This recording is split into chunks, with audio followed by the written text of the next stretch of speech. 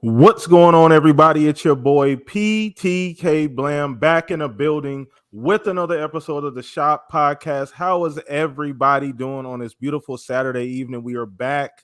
It is February 11th, Super Bowl weekend here. You guys know I'm in Phoenix, so it's been a busy week for me personally. But shout out to see all you beautiful people in chat: Decado, RSJ, Talos, everybody hanging out. Shown to Mod of the Year. Appreciate you guys' continued support. Looks like we got the three amigos this week. You never know, though. Somebody might pop in. You never know if Mav jump in here. You never know. You never know. We got a lot to talk about. It's been a heavy week. I'm just glad to see all you beautiful faces. Once again, hit the like button. That does help the algorithm, helps other people find this awesome podcast, as well as subscribe if you're new here. We continue to appreciate you guys' support, man. But I don't want to do too much talking because we got a whole lot to talk about. But I got to make sure I throw this over to my two right-hand men and make me look good every single week, man. Let's throw this over to you, Pong. How you been? I'm not even gonna ask you what you playing because we already talked about this pregame. Chat, you guys should know too. It should not be should not be a surprise. But what's up with you this week? No. It's been a fantastic week. Great to be here with you, brothers. Of course, again, another Saturday night, beautiful Saturday night.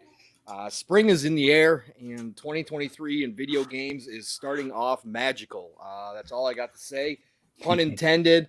I of course am neck deep into Hogwarts Legacy. I told everybody I'd pre-ordered it. I was on the train long before the hype really got rolling this week. So I've been playing it since, I went to New Zealand Monday night. Got that early access. So I've been took playing a red eye, huh? Yeah, I took a red eye right after work, got home, Okay. took that red eye, jumped in. And that's all I've done. Again, I was on my age addiction, and that has been put aside for right now because of this game. That's saying a lot, brother. That is saying a lot. It is saying a lot. We're gonna get into it, so I won't deep dive here. But this game is one of those games that has no right being this damn good. And the hyperbole out there is real. It's not faked by anybody. Yeah. Again, I've seen more people jumping into this game that have zero interest or never watched or read a Harry Potter book that are saying, as an RPG, this is simply fantastic. Like, this is a great open world RPG. You don't have to care about Harry Potter. I'm not the biggest Harry Potter fan. Yes, I watched all the movies. They were right in my kid's wheelhouse right when he was growing up. So I've seen all the movies multiple times. I own them on Blu-ray, everything. And I've read a couple of the books, but I certainly didn't get into the lore. It's light fantasy for me. It's young adult fantasy. I'm more into high fantasy stuff. So sure, I have a minimal interest in this game, but this is just, again, we'll get into it, but this game is simply just phenomenal. And it's so much fun, and it's just so deep. Again, Avalanche WB, their last game was Cars 3. Okay, they did Disney Infinity. Disney Infinity, man. 2007, they did Hannah Montana's World Tour. Listen, folks, this is a studio taking a giant leap into a new genre and absolutely nailing it out of the park first go. This is special. We'll get into it. But yeah, man, I'm obviously having a great time. So we got a lot to get into, though, PTK. So let's get down to business, brother. Man, shout out to you once again, guys. Not a surprise at all. I saw my friend list, and some of y'all a lot of y'all on my friend list in chat. So I saw y'all playing it too. So the heavy Hogwarts. I don't own the game as yet, and I know we'll get into that, but yeah, we're gonna jump into that, man. Shout out to you, Pong, for being here every single week, man. A battery of the Shop Podcast. Once again, if you guys don't know, all of our information is down in the description. Go follow us below. You guys can keep up what we got going on throughout the week. We're a lot of different places. Well, them two, namely, are a lot of different places. So, it's easier to keep up with them. Just go follow on the Twitters below, man. Appreciate you guys. So let's throw this over to Fuzz. I suspect you've been doing something similar. Yeah, pretty much. and I'll start off with this. I never really paid attention to Harry Potter, whether it be the books or the movies. You guys are ridiculous. It just wasn't my thing at the time. I was focused on like other stuff, whether it be NASCAR or car related. I was like full on in on my automotive addiction at that time. So none of this stuff was even on my radar. And I kind of looked at some of the early gameplay trailers and things like that, and it was like, definitely looks interesting. So decided to pick it up. You know, FOMO is real. It's like I'm seeing people have fun and they're talking about all the different stuff that they can do. And like Pong said, taking trips around the world to be able to play it a little bit earlier. I was like, yeah, there's got to be something to this. So picked up the game. What was it, Friday? And 3 hours in, already loving it, and I'm just getting started. Like this is like the type of open world game I enjoy. But enough of talking about Hogwarts and stuff like that. Because man, if you haven't picked it up and you're into open worlds and RPGs, this is probably a game you should definitely pick up, even if you're not a Harry Potter fan, like I said. But man, just a lot of interesting news in gaming this week, along with some releases and stuff. Well, actually, not as many releases because I think a lot of games got out of this game's way. But man, so much to talk about. Glad to be here with you guys. So let's do this. Let's do it, man. And shout out to all the frauds. What's up, Ashtray? We knew you was coming in right behind Blue. Y'all hang out. We know the frauds kind of stick together, so we knew that was happening. But shout out to you for coming through. And yes, Shonsu, New Zealand was wonderful this time of the year. Pong visited for a short period of time, caught the red eye. You know, went and saw some sights. You know, for I got a lot of frequent flyer miles going to New Zealand. I'll tell you. For sure, man. But shout out to all you guys. You guys are freaking amazing, hanging out with us here at the Shop Podcast. But let's get into it, man. We starting this week out with the poll of the week, man. Another fun poll. Once again, that is up every Monday on my Twitter. So go follow me there if you want to participate in the poll of the week. Had a really good one this week, man. So shout out to everybody who voted. This was Redfall related, man. Got to get back to Redfall. That's obviously coming out in May. So wanted to get back into that a little bit. So pretty simple poll, straightforward. So the question was, with Redfall coming out in early May, will you be playing solo or co-op? Now, minus the controversy, because none of us here on this panel give a shit about the online only thing at all. So at least I'm pretty sure none of us really care all that much, at least on this particular panel. But minus that, are you going to be playing solo or co-op? So we're going to throw this to you, Pong, first. Are you jumping in solo or are you jumping in co-op first? What happened to both? What do you? I mean, you have got both 4 options. spots. I don't, but both at the same time. Like this is going to be a mix. I'm not going to be playing one or the other in one way. I mean, it depends that day when it comes out, where what time I get home, who's all on. So if you're asking first out the gate, well, I'm not waiting for people, so I'll jump in solo. But if there's people on that are playing Redfall or ready to get down, I'm sure we'll be live streaming it somewhere over at Mav's channel or something. I don't know. But I'm going to be playing both. I'm not going to have, I don't like the fact that progress doesn't carry over. I think that that's something that the devs need to consider. I don't like co-op games like that. As Steele's pointed out, Dying Light 2, our 60 hours is tied to my account, and he's not going to go back and replay all that nonsense, right? So I don't like that aspect of it, but it's not going to stop me from playing co-op, especially when I get to keep my loot and I get to keep my levels. So, this type of game, I can see I'm going to be jumping in both ways. I'm going to be experiencing it as a solo because I want that arcane gameplay too as a solo player where I can sneak around, because when you're playing with somebody like Mav, he's gonna go Rambo and everything and ruin just like he does in Division, right? So I'm probably not gonna have the same experience that I'm gonna have playing solo, where I can tackle those missions at different angles like Arcane likes to do. So I might be able to do a solo playthrough where I'm completely stealth, and then obviously co-op, it's gonna be open season on these vampires all the time, right? Gung ho. So, I got to say both on this one, for sure. So for sure. No, I agree as well too. Now, once again, there is essentially you're doing both, like you said, depending on your situation, what's going on when the game comes out, how many people online, who you're playing with. So I do think obviously you're gonna be doing a little bit of both. I'm most excited just for the co-op stuff. I'm a big co-op fan.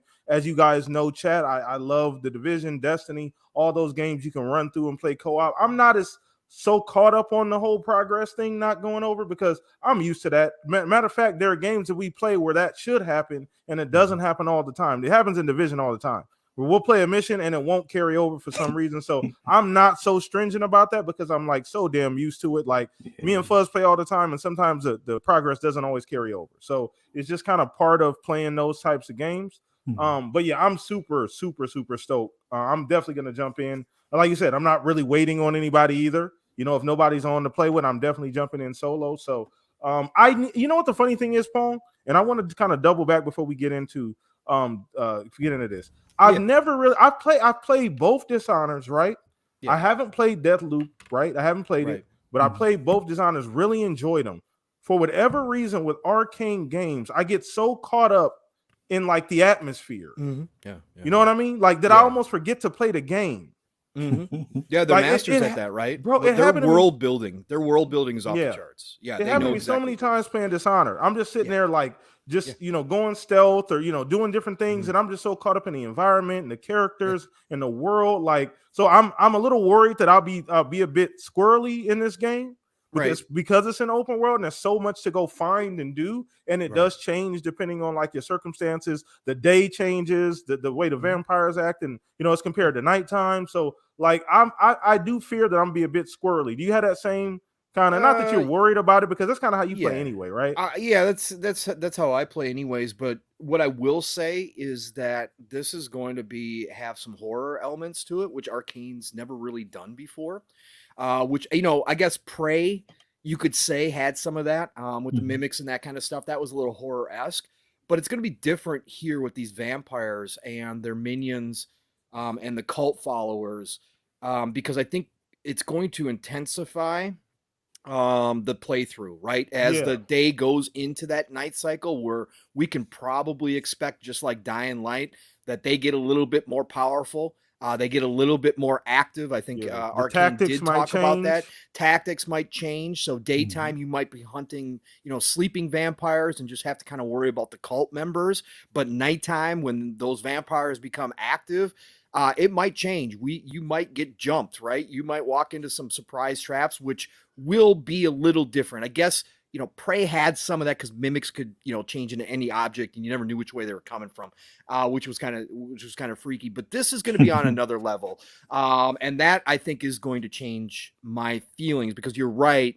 The world building that Arcane does really can absorb, kind of draw you in and not let go when you're experiencing that. There's just so much going on at all times. And if that's still here in this open world environment, but with the added tension of a little bit of horror, vampires never knowing where they're popping out from, what they're going to do, that could be a different level. So yeah, no, I see where you're coming with that, PTK. Oh yeah, absolutely. It's a great problem to have. So shout out to Arcane for creating, these phenomenal problems that we're all talking about here, because that's a great problem to have in a video game. So let's throw this over to you, Fuzz. We playing once again. We've already, you can do both. It's kind of a hybrid. It depends on those factors. But what are you doing first? It's funny, like, just like with the Division, it's going to be a bit of both. Like it really depends on who's online when I have this thing downloaded. And me being retired, I'm pretty sure you guys will probably be at the office, so like, I'll go ahead and get started and at least get some of the stuff figured out, as far as making sure I figure out what character I'm probably start off with. But it's going to be a good bit of both. Like when nobody's on, solo play, obviously. When you guys are on, it's going to be all co-op. Like, I think the only game I actually started co-op and played halfway through in co-op was the Division 1. And I think it was only because everybody was waiting for that midnight drop at the time. Like, the people I met during the beta were all on at that same time. So it's like, all right, let's just try all the missions while you're in Brooklyn.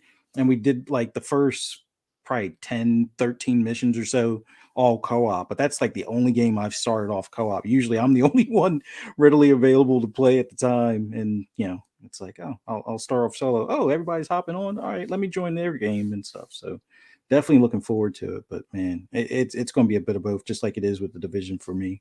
Okay. All right. And once again, I'm a big co-op fan. So let us know, chat. Are you playing Redfall solo first or co-op first? Now, once again, this is probably determined by a lot of other variables, who's online, who's not online, things like that. But once again, love the fact that the game has both options, right? And there's all these little cool elements that will switch that up. But we're going to move on to the next topic. That was a great warm-up. So let us know, chat, how you guys feel about that poll of the week. And once again, if you want to participate in that, come find me on Twitter. All of my information is down below. You can find that every single Monday, man. So shout out to all you guys watching, man. We're getting into the meat of the podcast now. And this is something that I've been dying to talk about since the game came out. It is now It is now the biggest thing and has been the biggest thing in video games since it came out. And we're talking Hogwarts Legacy.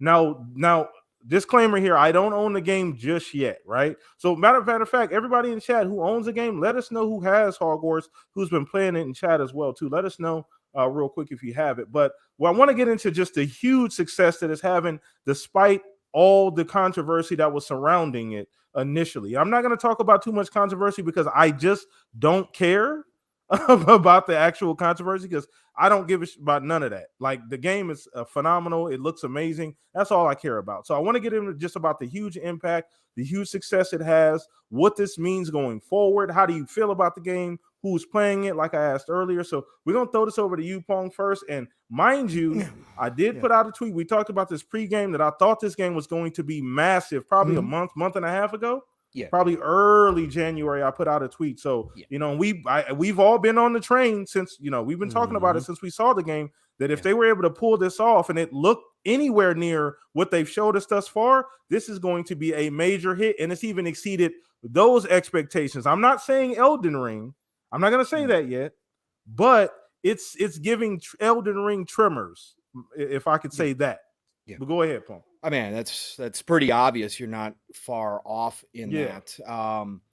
This is becoming one of those phenomenons. This is another game that is like Elden Ring, drawing in people who thought they weren't going to be into this game, right? This is, and part of that is FOMO. When you see, you know, again, I've gotten rid of my FOMO. Again, I'm not playing this game because of FOMO. I very rarely do that with very many games that cause that in me, but I do know that it does affect a lot of people out there. And when you see as many people as you have, especially through the early access part of this, and you see as many people as you had posting photographs, talking about the game in such a manner as to say, listen, this is already on my short list for game of the year. This has got to be in the conversation.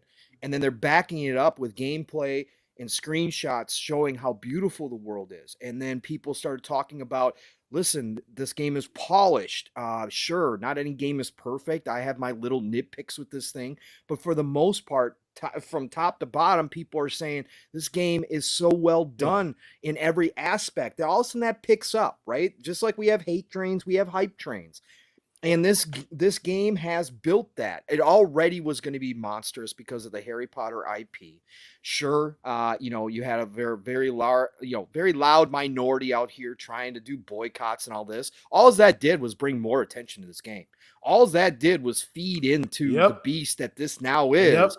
Because I'm sorry, whatever you think, you can think, whatever your opinion is, that's fine. We're not here to debate any of that stuff. But there are people out here just out of spite who are playing this game and then finding out that they love it. Okay. And then finding out that they love it and going, oh, well, I thought maybe I was throwing away $70. Actually, changing their profile to offline. We know you playing Harry Potter. You're not slick. Oh, yeah, exactly. So, this is becoming a phenomenon, and the early access was a huge boon for this game. Shout out to, again, Avalanche WB. Portkey Games is the division of WB that handles the Harry Potter IP. So that's why it says Portkey Games. When you see that, the devs are actually Avalanche WB. And again, for everybody who is still confused about this is not the Avalanche that is working on contraband for Microsoft. We went through this when we started talking about, potentially Avalanche being purchased. And then we found out there was 2 Avalanche teams. This is actually the one that is owned in whole by WB. And again, they are the ones that were responsible for a lot of the Disney games over the years, Toy Story, Cars, Disney Infinity. Yep.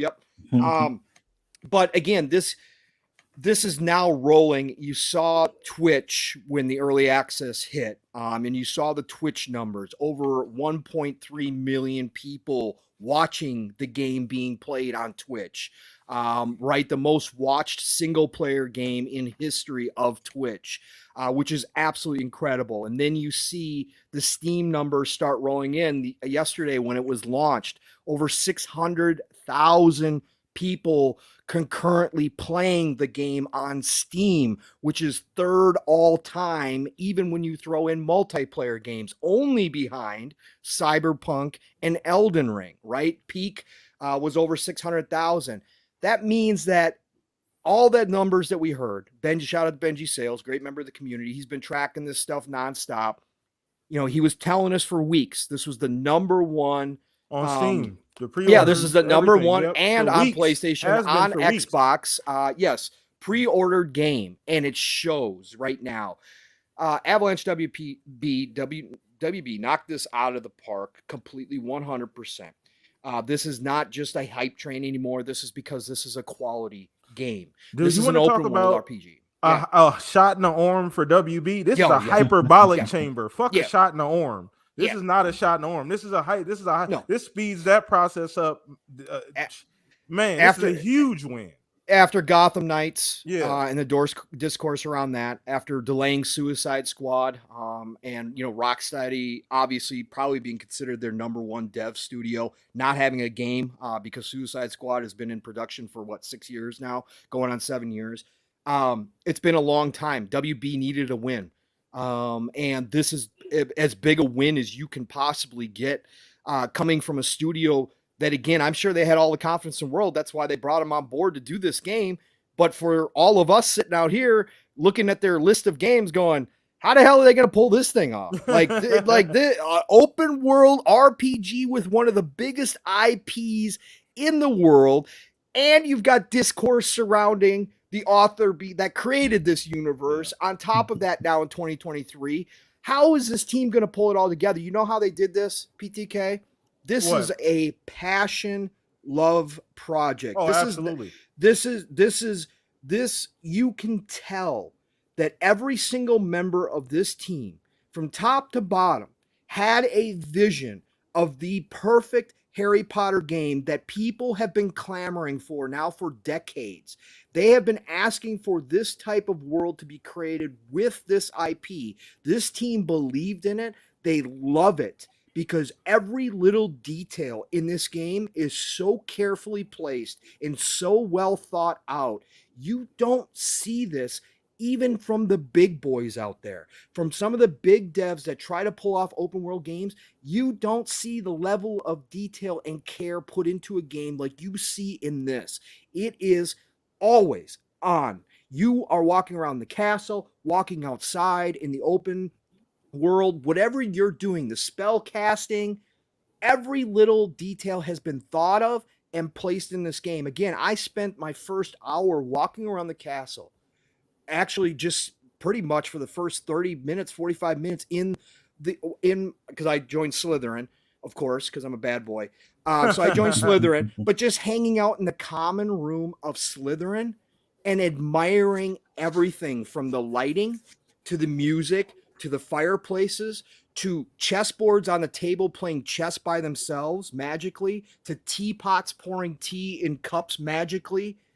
We're talking about things that I didn't even think I needed to see in this game being there and just adding to the atmosphere, which they nailed. And again, as like I said on the other shows this week, they went out, and it's very hard to do, but they somehow replicated the magic that J.K. originally created, why Harry Potter became a phenomenon in the first place.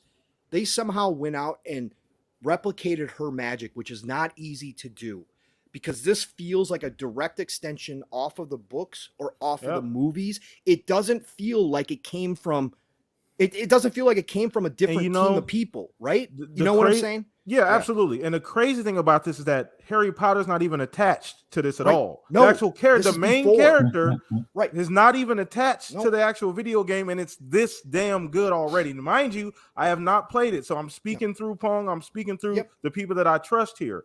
But like I said earlier, what I saw from this game, I said if it's even 80% of what I think it's going to be, this is going to be massive, man. Because like you said, it's like, so we had a game recently do this. It's called Hi-Fi Rush, where you nail the atmosphere, you nail it. Like it just, it's almost like a home run. You know, they say when you hit a perfect home run, they don't feel it off the bat. Right. It's almost like that, right? Like they nailed the atmosphere to the point to where you can't help but be like just immersed in what's going on, and it's done so goddamn well. Like you said, I've just been watching people on Twitch, I've watched people on YouTube, and it almost feels like I'm watching a movie. Right. The character development, the tone, the writing, the acting, again, the music, every little piece just fits together exactly how, if you had to close your eyes, if you knew anything about Harry Potter at all, and say, picture a video game within this universe and what it would feel like or look like to you. This is the game that you would have in your mind, and maybe not even this perfect. Again, there's small critiques to be had here, but I'm 18 hours in, and I don't feel any less desire to play this game than I did when I first started. Is this better than Witcher for you right now? Yeah, because the combat is more fun to me in this game. And again, for all those people that out there that try to post those early videos saying, "Oh, combat's just going to be spam the buttons." No, my friends. No. You can listen to Rand yesterday on Xbox 2. Shout out to Jez and Rand. Rand has 25 hours in. He has multiple decks because you can open up other series of decks. Basically, I'm calling them decks, but where you have the 4 spells at any given time, and you can have alternate setups. So while one set is on cooldown, you flip over to your other set mid-combat, and all your spells are ready to cast. Then you can go back to your original one if you want to, but you start building combos off of the different spells. There's different combos that they teach you in the game, but then you can also go find your own combos. This is a complex, deep setup. I haven't even gotten to potion creation yet. I haven't gotten to the zoo part where I start Pokemoning different animals and keeping them in my little area. I haven't gotten to any of that yet. And I haven't even opened up half the spells yet. And I'm already going, oh my God, there is so much opportunity here. So again, every aspect, this team nailed it. Avalanche just absolutely did something that even I was on board. Again, every time I saw this game, I go, oh my God, look at this. Look what they've done. This game looks beautiful. I didn't think that they were going to pull off every piece of this game the way that they have, but they've done it expertly. Like they've been doing this for a decade. Like they've been like this is like their 3rd or 4th open world RPG, and they're just showing up going, yeah, we got the formula down, kind of like Todd and A-Team or Bethesda. Yeah, we know what we're doing. We got the formula. No. They built this from the ground up, and they absolutely hit a home run at each point of this game. And it just, again, we don't see these games like this. Like you said, PTK, Hi-Fi Rush came out of nowhere this year. Shadow Drop, that was a brand new IP. What that game was done to perfection. And now we have Hogwarts Legacy. And again, it's not 100% perfect. There's little nitpicks here and there. But what it's done is set the bar for this year going forward very high on a game that, sure, there was people that were expecting it to be good, but not great. There wasn't a lot of people saying this game is going to be great because we had no idea how it was going to turn out. Now this game is great. And this is in the game of the year conversation at the end of the year. There's a lot of games this year. There's a lot of big games coming out. And this one's going to be easy to bury. But I can guarantee you at the end of the year when this thing is... Oh, no, it's not. When this game has surpassed 20 million copies sold by the end of the year, and I think that happens. Yeah. Steele was bullish on it. He thinks 30 million. If this game gets to that point, and I think it will by the end of the year, it's in the conversation 100%. Oh, yeah. So, which is crazy to say right now, but it is. It is. So the funny thing about this, and me and shout out to you, Fuzz, because we talked about this. We were in party chat last night. We kind of went over this, Pong. So I'm gonna let you in the door here. So funny thing about this is that we're only in February, brother. This is 11th. It's 11th of February. Yep. Right? And like two game of the year. We got two. Come on, Zelda ain't even came out yet. Starfield hasn't even come out yet. Starfield is not. Redfall hasn't come out yet. Like these games have not come out yet. Spider-Man has not hit yet this year. Spider-Man 2. Nope. Like this is insane, bro. And to get a game of this quality this early, I was telling Fuzz, this is already starting. It's the way the year is starting. It's going to rival 2007 as that, like the greatest year in video games. Yep. We could potentially. So I told him, just put this into perspective, chat. If we got this game, we got Star Wars coming out too. We have Zelda, and then we got Starfield, probably maybe mushed in between. Well, that remains to be seen, and I'm sure we'll get into that a little bit later. These are all possibly coming out within the first 4 or 5 months of the year. Yeah. Had we taken those 4 games and spread them out all of 2022, like one each quarter, that would have been considered a great year. Yeah. That 22 could have considered a phenomenal year. 23. And we're getting the 2020. Yeah. Yeah. So, but we're getting these within the first 5 months already, Paul. That is insane, bro. That goes to show what you're talking about as far as the golden age of gaming. And this is another thing too. This kind of, like you said, this sets the bar. So when we're looking at these game of the years going forward, that bar is going to be extremely high. I would say Hi-Fi Rush already set the bar as far as quality, what people are looking for. And this took the bar and threw it out the window. In the next 30 days, we got Wolong, we got Atomic Heart, and we're not even talking about we're not even talking Atomic about Heart's gonna... Yeah. And Jez was talking about he's got his hands on 3 of the upcoming games, and we guess those are the 3. We'll see, and he says they're all great.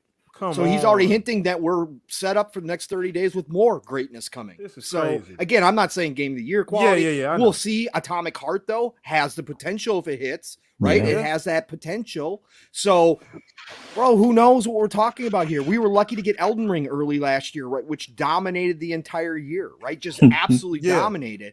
We're talking that this game is dominating right now, but in the next 3 months, we could be talking about 3 more Game of the Year contenders, right? That's stupid. What's Harry Potter by June? What the hell is Harry Potter? That came out? Oh, my bad. It did come out in February, right? Like it could be. We could realistically have a situation where people forgot about Harry Potter. I just don't think so. I think it's big enough. But I think people are still going to be talking about it because it's that damn good, right? I think it's going to be one of those that remain. I don't think it's going to be a forgotten early game like we've seen in the past. I think this one's talking points carry through all the way to the end of the year, for sure. Good point. No, I agree as well, but just ultimately what I mean is we could, because, Zelda, that's going to come out. That's going to dominate. Yes. When that drops in, like you said, Starfield. Starfield's going to dominate. Come on. I mean, this is insane, bro. I'm loving it. Because think about it. We get Spider-Man 2 at the end of the year. If they pull that off again, not my style, but I don't care. I understand good games are good games. That's going to be there. And what if Xbox gets Hellblade 2 out? Are you freaking kidding me? Come on, man. It's going to make Keely's job even harder to narrow it down to just 6 options. Guess what we didn't even just talk about? Probably one of the best remakes to come out in the last 5 years. Dead Space. Guess remember how well that was received a week ago. Resident Evil 4 remake is coming, which everybody's already saying. Resident Evil 4 is going to be off the charts too. Yeah. Right? Bro, Metroid Prime HD just dropped. That's a 95 on Metacritic. And we're not even talking about it. No. 2023 is lining up exactly what we were talking about. Sorry, Fuzz. You were supposed to be going here, but 2023 this is fine. 2023 is exactly what we thought it could be on paper. Now we've got to keep winning. We got to keep waiting to see if all these hit. But we've got some automatics and all that. We didn't mention Forza Motorsport, which will also be dropping. And we know that's probably going to be a 90. Okay. Yeah. Oh, yeah. So we're talking about 2023 living up to the hype and starting out with some surprises that we weren't even saying potentially when we were talking about Game of the Year. We talked about all these big titles. We were talking about games, that were looking good. But we're already lined up with a couple of them out the gates that nobody saw coming to this level, right? A Hi-Fi Rush, which nobody knew about. And then again, Hogwarts Legacy, which a lot of people were excited for, hyped for. It's Harry Potter universe. It's great. But it raised the bar. And so that is already starting 2023 off with something that we weren't expecting. A bang, a huge bang, a couple of huge bangs. And so where does this go from here? And if it all lines up and it all falls into place this year, absolutely, this will crush any other video game year. Easy. It won't even be close. And I will die on that hill. Like you said, if everything hits like it should, Pong, it's not even close at that point. Like it's not even close, bro. So I want to give some quick shout outs here, man. Shout out to Game Gamers Play HUD, Zero, only on Xbox. Everybody just in chat, hanging out, chilling. Once again, hit the like button. We appreciate you guys' support. We're talking Hogwarts Legacy if you're just getting in here right now. Once again, Game of the Year contender, early Game of the Year contender. We're going to turn this over to you, Fuzz, because I know you've been playing it. We talked about it last night. What did we were in chat at like 3 a.m. almost, I think. Like 3 a.m. me and Fuzz sitting in chat. So yeah, but go ahead, brother. Well, my biggest thing is, as someone that was never really a fan of Harry Potter, or paid attention to it or anything like that, just looking at it from an open world standpoint, and me having that open world fatigue with the latest of Assassin's Creed and a lot of the other open world games, where it's like a lot more of the samey stuff, and just let's just focus on the school as like the first open area. That map is ridiculously huge, and you don't start to realize until you start walking across bridges between the buildings, and there's umpteen floors of different stairways, and some of the stairways disappear, some of them are appear by magic type of thing, and then there's just the standard stairs, but then there's like little alcoves and little doorways, and then some of them are locked, some of them have like these weird patterns or puzzles to unlock and stuff like that. And then there's just things that you may not see until you use some of your magic to like unveil them and stuff. So just the amount of depth, just like what Pong was saying, where you're sitting in like the common room area and you're noticing like all these little things there. It goes on and on forever, and that's just in one small area of the map. Like I've seen what the overall map looks like, and to know how big of a difference it is between Hogwarts and Mead or something, Hogsmeade, which is like your next nearest city, and that's like a tiny blip on the rest of the map area, and just the height or verticality of the maps and things like that. It's there's no fatigue in it. There's all this wonder and amazement of trying to explore. Like the exploration aspect of this game is freaking off the charts, for the fact that there's something around every corner. There's whether it's ghosts or other spirits throughout the building, or other students throughout the building, some of the teachers you come across in the hallways, all the different conversations and things, and like random stuff that I've seen happen to some people and not to others, is like there's like things like armor in the building, and sometimes you'll pass armor and they do different things, or you'll catch it out of the corner of your eye, like they move and you look back and they move again, kind of thing, back to it. So there's just so many like little small details that keep you wanting to push through and go to the next room, and that's not even focusing on like the main story quests or side quests. Like side quests are better than your typical fetch quest, and yeah, there's the fetch quest aspect of it, like, oh, can you find my marbles, or but there's more to it, because in the process of you doing these side missions, you're learning either new abilities or different combinations to use your magic to be able to get past certain things, or to not really break the game. Because I'm one that, like, in the first 10 minutes I saw pages flying by and I'm like, how the heck do I catch those? So I tried to levitate myself or levitate the pages or something like that, and I was like, well, no, that doesn't work. And before I even knew that there was a quest to do it, I'm like, oh, I'll just use this other magic spell. And I grabbed the pages, and I thought I was special because, hey, I figured out how to do something. And yeah, eventually, like 10 minutes later, you get a quest for it. But it's like, there's just random things like that you'll come across throughout the map. And then once you get outside the school, it multiplies tenfold at that point, as far as the exploration, as far as different things to try or different things you'll encounter. So, like, I haven't even, I'm not even anywhere close to, as far as I know, to the broomstick. Like, Pong, have you gotten the broomstick yet? No, sir, because you got to progress the main storyline, and I'm too busy exploring and being everywhere but the main quest line until I get to a point where I'm like, okay, maybe I should advance the main quest line so I can open up some more stuff, right? So I'm getting to that. I'm getting close to that, but yeah, I mean, you can get out in the open world without the broomstick and just walk through everything too. But I heard the flying does, Steele was talking about. He's like, bro, when you get the broomstick, the world opens up even more. Like, it's crazy. So, yep. And I watched it too, like I said, on Twitch and YouTube. The mechanic looks insane. And one thing I want to note, and shout out to Only on Xbox put this out. This is, and we want to make sure we get this out there too, because I love doing this. This is a rare moment in video game, as far as, because he said, and let me just put it up here. He said Hogwarts is a rare moment in gaming because it's not a live service, it's not broken at launch, and it doesn't have any microtransactions. Correct. So I want to make sure we highlight things like that and give these devs proper respect. And as gamers, we deserve these kinds of games. Yeah. So let's not forget ourselves. I mean, I know we spend a majority of the year talking crazy about the devs. Well, not some of us, right? Some of us. Yeah, but, no, we have and games come out, they're broken, and we talk about them, and in it. But they've been nailing it thus far in 2023. So I want to give the proper credit to Avalanche and everybody that worked on this game, every single person that had anything to do with this game, because despite the controversy, they put their heads down, they got it done, despite people not even knowing what the expectation should or could be. They nailed it. So I want to make sure we just stop and pause and give them proper credit. But go ahead. And as 2023 as a whole too, right? Sorry. Oh yeah, absolutely. As 2023 as a whole, that's been the difference outside of Forspoken, which had some issues. Yeah. We've been seeing complete polished games for the most part. Again, nothing's perfect. Hi-Fi Rush was very close to perfect from everybody I've heard talk about it. But we're seeing polished games for a change. We're seeing games that don't need instant patches where people are like, nope, not playing this until we get that patch.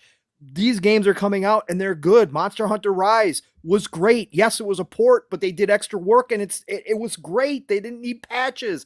Hogwarts, same thing. Hi-Fi, Metroid HD, Dead Space, didn't need patches. Right? That's a difference that we're seeing, kind of like we're coming out of that whole pandemic era, right? It's kind of crazy. Anyway, sorry, Fuzz. No, you're fine. Like I think the biggest thing is it goes to show the extra time when taken can really pay off. Like we've seen how like the extra time that Halo it came out, like as far as the mechanics and overall movement and stuff, made it so much better than what it was showing in its initial, unveiling type thing. So taking the extra time in a lot of these games seems like it's starting to pay off. Some it didn't. Like Forspoken's one of those where it still didn't seem like they optimized it for PC and stuff.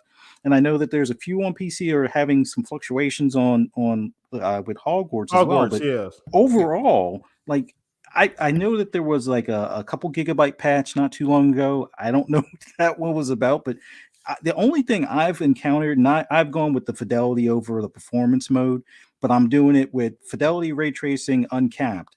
Now there are times I can tell that this thing is smooth above 45 or even that 60 at some points, and then it slows down, and there are only, I would say, like depending on how the camera movement is and how much stuff is moving around me, where it will drop like into the 30s or below the 30s. But overall, it's been a smooth experience, and I'm not going for the 60 frames aspect on this game, only because I'm playing it like it's a movie. I'm taking my time. I'm looking at all the sights. I want to see how the specular lighting and all that stuff shows through the trees as you're going through the woods and stuff like that. So for me, the overall experience has been a very pleasant one, a pleasant surprise in the most case for me, because I kind of thought this was going to be a game I could wait until it's on sale. Oh, I'll give it 3 months. Everybody will already have their fun with it, and I'll just tackle it as like, this open world fun game that, collect some stuff, go through things, set stuff on fire. Because that, when it comes to Magic, that's probably the thing I like to do most. But it just seems like FOMO hit me in the sense of I'm not going to wait. I'm going to go ahead and dive into this because I want to get this in my system before Atomic Heart drops, because I think that's going to be the next one that I'm going to fall into and have a ton of fun with. But overall, like this, like with the exception of being able to climb, which I'm used to in like an Assassin's Creed game, even though I understand that wouldn't make any sense for the most part, trying to scale walls and buildings and things. But outside of that, like the traversal, movement, exploration, all of that is above expectation for me on this. The only, I guess, other gripe, and I didn't hear Pong mention this, and it's like one of those early gripes, I guess, until you progress a little bit further, is inventory. Just because you run out of space fairly quick, depending on how many things you explore, and me opening up a lot of chests and I got a new hat, I got a new robe, I got new gloves, and it's like, yeah, you do that a couple more times and it's like your inventory's full. And I think most of this stuff, it just goes back into the chest and it stays locked until you get more space. But if you run into missions where I think if you're on a mission and your inventory's full, I think you kind of lose your opportunity to get some of those things. So make sure you clear your inventory before you start any main quest lines or even some of the side quest things. But man, just it's so much fun. Just on the most basic level, not as a Harry Potter fan, but just an open world fan. I would say this is a 9 out of 10 for me. This is a far above what I was expecting. Awesome. Right. From this type of game. I figured it would be good, but I didn't expect it to be this good. So I'm pretty happy I didn't wait. And I didn't hit on the critical parts, but yeah, the inventory is one of them, Fuzz, obviously. Now, Jasper informed me last night that you can increase it by doing the Merlin challenges, which is great. It's just, if you're going to have loot in 2023 and there's a certain there's a certain expectation, because now there's a whole group of us gamers that are hoarders when it comes to our loot. And like I don't know what you're talking about, Pong. No, I feel seen. Like 20 slots total between all of your gear. That's light. That's really light. It's not like they're flooding you with loot, but there is, if you explore, and I'm the explorer, you're going to find a lot of chests, right? And you're going to rack up that loot very quickly, and you can't just sell it anywhere. You got to go to Hogsmeade to sell it, right? So it is a trip, and when you're in exploration mode, sometimes that takes you out of that if you got to make that fast travel to Hogsmeade. And that's one of my main gripes. They could have done a little bit better with character customization in the beginning. They did a great job with the hair and all that kind of stuff. Representation is big in this game. Everybody's been talking about that. But facial features, I felt like they could have added some more so that you could make it your own character, because everyone does kind of feel similar in a lot of ways. That was another small gripe. Some traversal is awkward in this game. Sometimes the jumps work. Sometimes the jumps don't work. There's just little nitpicks overall. But I want to go back real quick, BTK. Sorry. I want to go back real quick to something that Fuzzy brought up, because I forgot to bring it up. Another hats off and round of applause for Avalanche WB. Again, a studio not world renowned, not a household name by any stretch of the imagination, going out and giving us console players performance options like uncapped frame rates, which all of a sudden some of the bigger devs out here say it can't be done. And I understand this is single player. I understand there's no co-op, there's no multi, all that stuff that we've heard the excuses for. This little studio, and I'm sure that they're not little, I'm sure that they got quite a lot of people, but this studio that hasn't done much shows up with their first current gen game. It's going to be cross gen, but current gen options, and knocks it out of the park with me on, my OLED, because I've got VRR, I got 120. I've got 5 different main options to choose from performance-wise, and then on top of it, I can go in and turn off chromatic aberration, I can turn off motion blur, which are all usually standard, and all of a sudden I go, oh wait, they're going to let me uncap the frame rate? Oh, look at this. Something that bigger devs, bigger publishers can't do, or just have chosen not to do. This little team pulls it out. I absolutely love that. I'm currently running on balance mode, so it's running at 1800p because I love all the details in this game. And I didn't want, normally you guys know me, there is a 120 mode in this game. I'm not doing it because I think the details are important in this game. So I'm keeping it at 1800 in the balance mode, but uncap my frame rates. And yes, you can see the dips. Yes, people have been talking about a stuttering, like Fuzzy was talking about, in certain areas, you can see the frame rates drop. But generally speaking, I'm getting 40s to 50 with VRR. It's a lot better than 30. It's not 60, but it's a lot better than 30. And I'm enjoying the fidelity, like the 1800 again, with the details that they put in this game. I didn't want to take away from that. Just so we're clear, right? So we're clear. Just want to make sure we're clear in chat. Make sure you guys get all of this. You can enjoy a game that's not 60. Oh yeah, absolutely. So you know me, I don't mind 30 frames. So you know me. So I'm going somewhere with this, and I think you know where I'm going. We're going to the stars with this. Yeah, of course. All puns intended, right? Yeah. So okay, if the game has enough stuff to do, if it's done well, if it has enough, you can still enjoy it. If it's not, okay, I just want to make sure we're good on that. Okay. But the other part of that PTK is I've got the option to do 60. That's good too. That's true. I've got the option to go to 120. That they target 120 if I really wanted to rack it up. They gave me the options, and I only asked for 2 options. They gave me 5 options on top of other options that we only see on the PC side of things, usually like uncapped frame rate, right? Mm-hmm. This team went up and beyond, so I give them extra credit for that as well, for sure. Oh yeah, and I want to make sure I get to this super chat. Shout out to the $2 super chat from Gamers Play. He said we call this the year of polish. Too early? Absolutely not too early. I mean, it is February. It's early in the year, but it's not too early for that. It feels like we've already gotten more polished games than we did all last year in some ways. Come on now. If we're being honest, and then another $2 super chat here. Shout out to Splendiferous. Appreciate you. Say you guys still think Avalanche will be part of Xbox. Splat, this is Splat.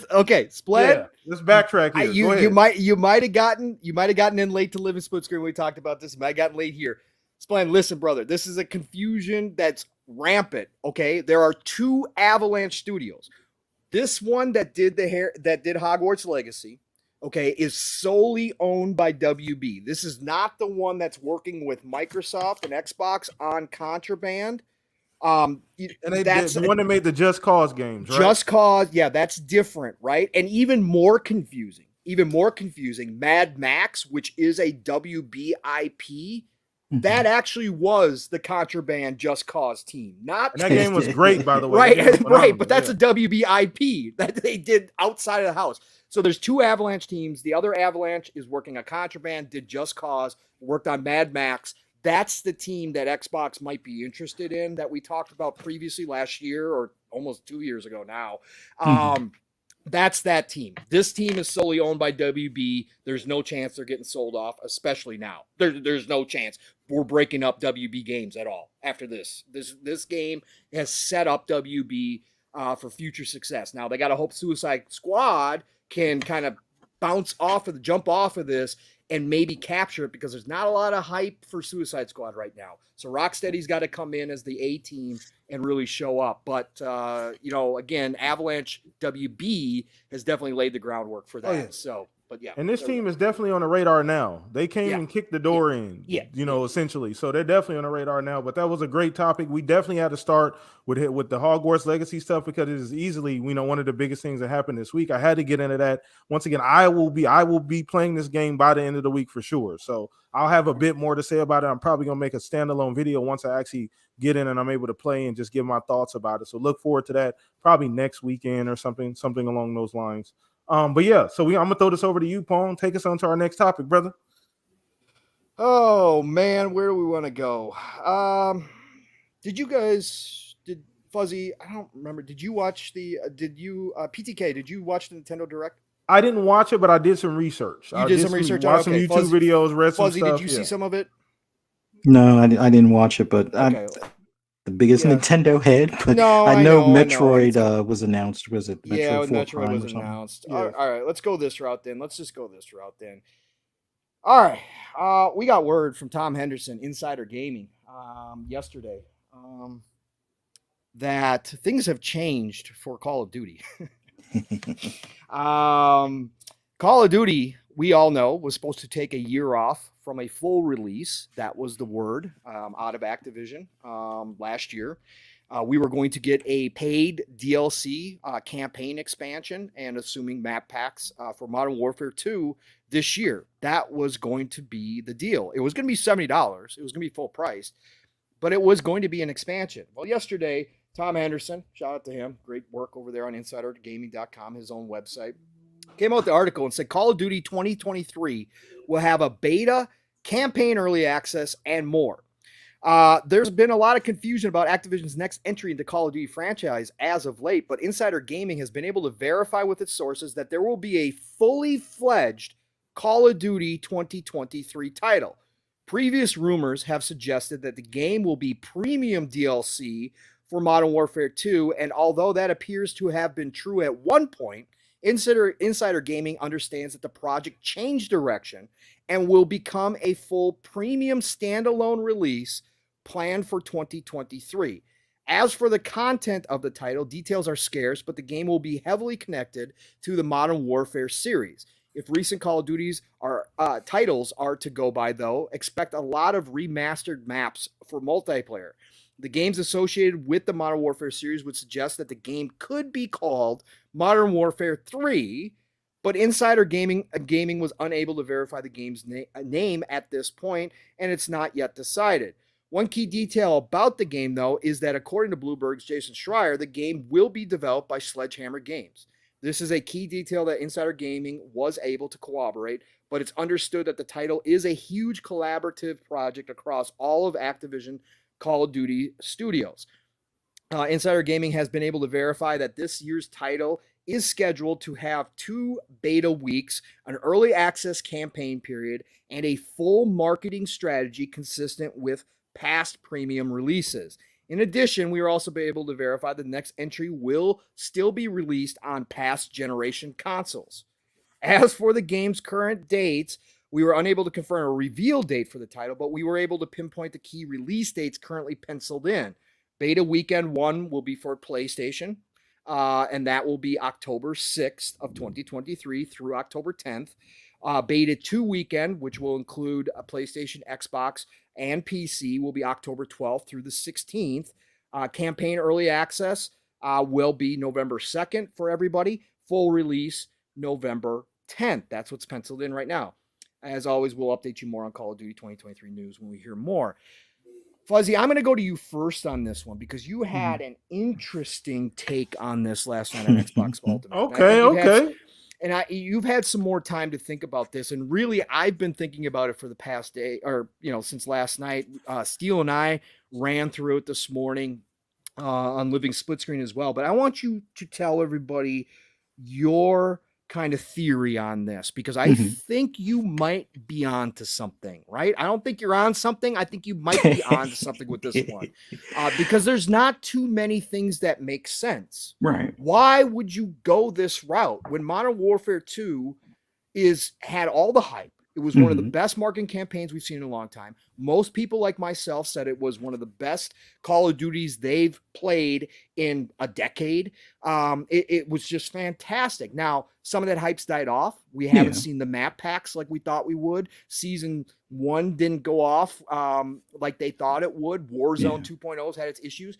But this just doesn't make any sense. So, Fuzzy, lay it out for the audience. And then, obviously, PTK, I want you to listen to this theory because, obviously, I'm going to follow up with you and get your opinion. But this is a very interesting one. Lay it out to the people, Fuzz. Why do you think they changed direction here? Well, part of the thing is, like, with the original speculation that this was going to be more of like a DLC to begin with, it all made sense. It would give part of the team's time to kind of not really kick back and relax, but get off of this constant, clockwork of churning out games and things like that, where they're going to have to, avoid burnout at some point. But given the current situation with the ABK deal and the back and forth between them and Sony and not returning calls, and when you're a board member or even Kotick, where you stand to make billions of dollars with this Activision Blizzard deal with Microsoft, and your current partner as far as advertising that you have a contract with for so many games is being a stick in the mud and actually hurting your pockets to some extent, the best way to get away from them is to just hurry up and fulfill the contract so you can just part ways. It's like that ex-girlfriend you just want to get away from. It's like, all right, you can keep the cat. I'll take my dog back. You keep the cat. Here's some money to get your own place. Get out of my face kind of thing. So by turning this from just being like DLC or an extended experience type of deal like they had originally quoted, make this an actual game. If you make this a game, that's one less thing on the contract that you owe Sony, meaning they can be out of your hair that much sooner. So I think the change is because they're getting pissed off by Sony being little crying babies right now in the background as far as, oh, this deal is, hurting gaming, which the deal isn't really going to hurt gaming. I know a lot of these claims that they make as far as it, trying to be, or that it will, raise prices and cause for less, availability or variety is just foolish to me, only because this is one of those areas where every time a studio gets acquired or one closes, it almost seems like two more open. It's like the people that were at the other studio that either got purchased or closed go and form their new studio, one being like an indie dev type situation, the other one sometimes being like a AA or maybe even a AAA where they head up something at, another big publisher or something along those lines. So the whole argument on that Sony's making with the regulators and things just seems like it's spilled over to the boardroom now, where people on the Activision side are like, these guys are being nothing but a problem. Let's just hurry up, wrap this contract up, make this a counted game. So that's one less thing we owe them. So they can't come back later and be like, oh, you owe us until, well, this next one from 2024. No, get out of my face. Here's your game. Get out, out the door. You don't have to worry about returning calls now. Here you go. This is what you were asking for. Here's your clothes. Go down the street, catch a cab, whatever, Uber or something. So that's just my take on it. I know it may seem a little petty or mean spirited, but I think at some point, when you're in a contract with another company and that company is causing you other problems, what better way to avoid further litigation by breaking a contract than to fulfill it sooner than what they may have even been expecting? That's just my kind of side view on it. I don't know. Yeah, and I like that take, Fuzzy, because this could be going into, we heard this week, because a lot of ABK stuff happened this week, and the interviews were fast and furious, and we got head snake man himself, Bobby Kotick, even out here in interviews, and he made the claim that Sony isn't even taking Activision's calls right now.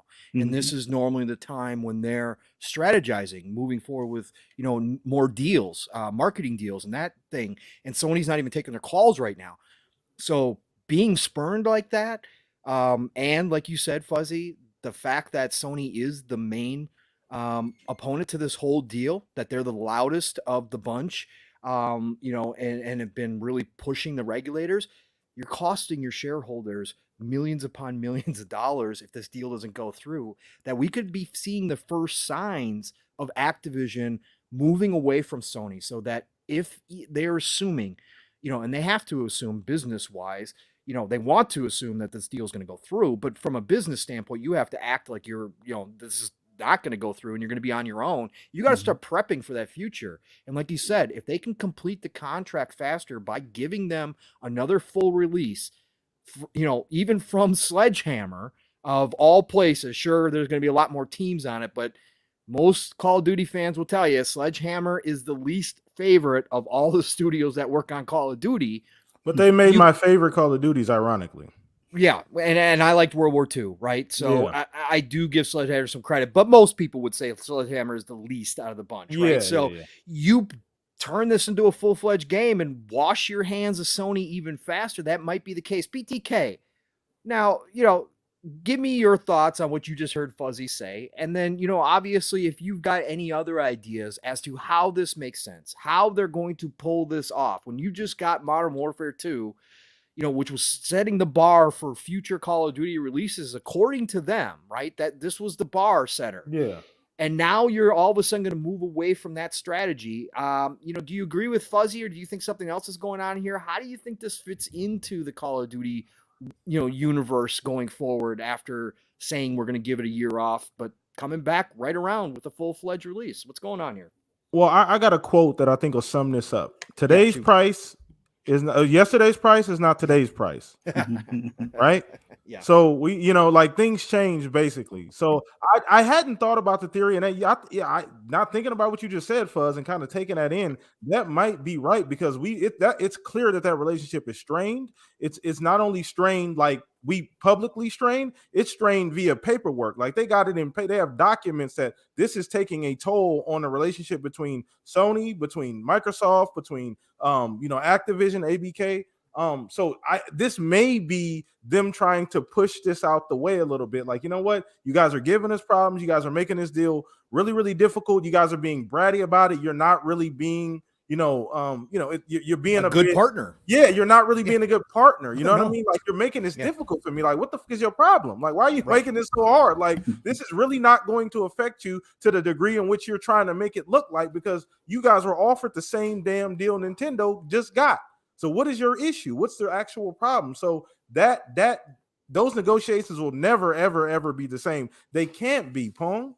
There's no way that they can't be, because like you said, you're messing with my pockets now. And the one thing the board doesn't like is when the money gets touched, when the pockets get touched. No. You're messing with pockets now, Sony. This is not this, and it feels like a vendetta at this point, if we're being honest. Yeah. It's going from Sony just kind of, because remember, it went from Sony, oh, well, Sony's going to oppose this. People took it as, oh, well, they should. They kind of have to because they're a competitor. Now it's going to a whole, Sony's taking this to a whole new level. It definitely feels like spurn ex-girlfriend at this point. It feels like Sony's going scorched earth. Scorched earth. Know, and they know that no matter what, they might get the W here. It's going to cost them, but they don't care at this point. They don't care. They're all the way in. They're both feet in. You're too deep now. There's no way to back out and try and make this amicable and say, you know what? I'm sorry. We were just kind of doing what we were supposed to do. We were just kidding. Yeah, we were just playing. You know what? You guys still got that deal? You guys still got that paperwork? No paperwork. Okay, well,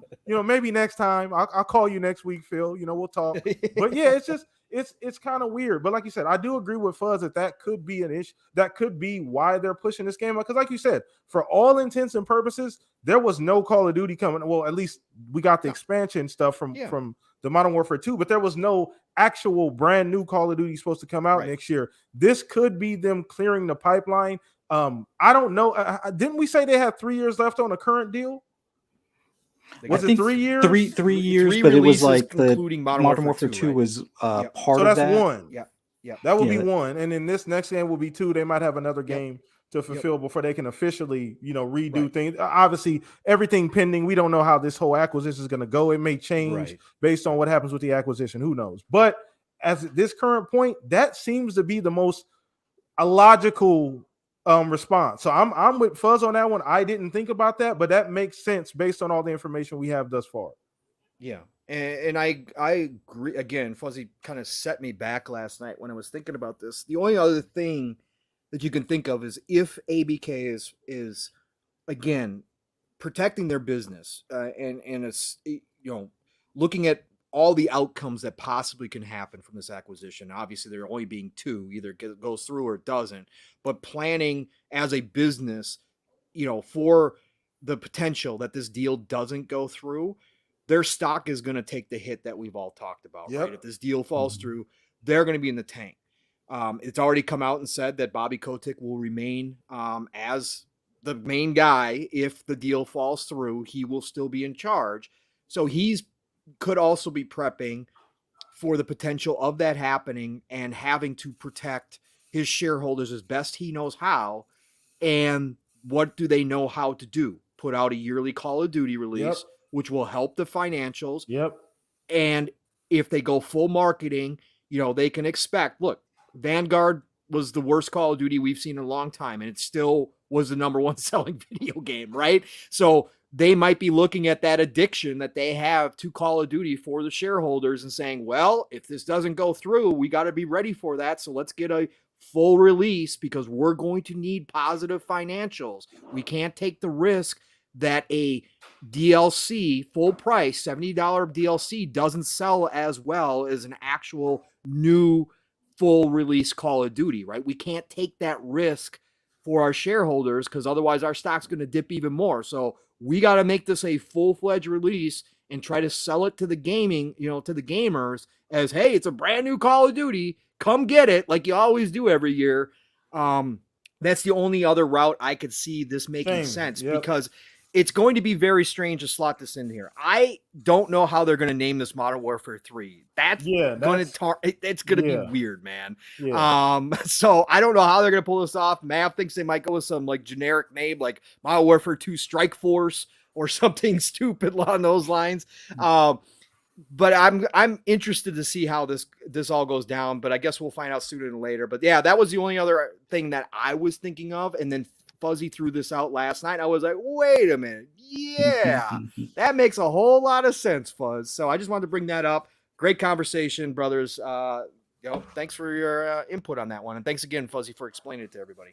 Not a problem, man. Great topic. Once again, chat, let us know how you guys feel about that, man. What do you guys think about the Call of Duty, just all of a sudden making a, left turn essentially and, actually dropping a full-fledged Call of Duty this year in 2023 when there wasn't supposed to be initially. So we'll double back on that. But, man, we're going to throw this over to you, Fuzz, get into what you got, what you want to get into today. Well, I'm kind of at a loss for a topic, so I'm going to go into what's on the event horizon and some of the recent info relating to Starfield and a few other games that are in the pipeline. Like one of the things recently, Scalzi, who we know he's big into a lot of Bethesda news and a lot of the inside track on things that may be happening over there. We saw the boxes from China a few months ago, but now it appears he's been able to, get in contact with people to be able to confirm that that's actually in production. And at the time it was in production, from production time to possibly launch or I guess shelf time is usually like a 6 to 8 week turnaround time. So a lot of those pictures that we saw as far as the Starfield artwork on the box would have made sense for a game that's coming out sooner rather than later. And it seems like, and I know me, Pong, and a few others at the Fun Speculation family, and maybe even you, PTK, are all on board with March at this point in time. We have probably the next big event, and it seems like there might be, well, there's definitely going to be an Xbox presence or Microsoft presence as far as some sort of Super Bowl commercial or event type of thing, which I think they made an announcement. They're also going to be at like one of the locations near the Super Bowl itself, as far as for during this weekend and stuff. But as far as you guys, if we do see, let's say, a Starfield commercial, and maybe they give us a release date or maybe they give us a deep dive date. So far, just a room check.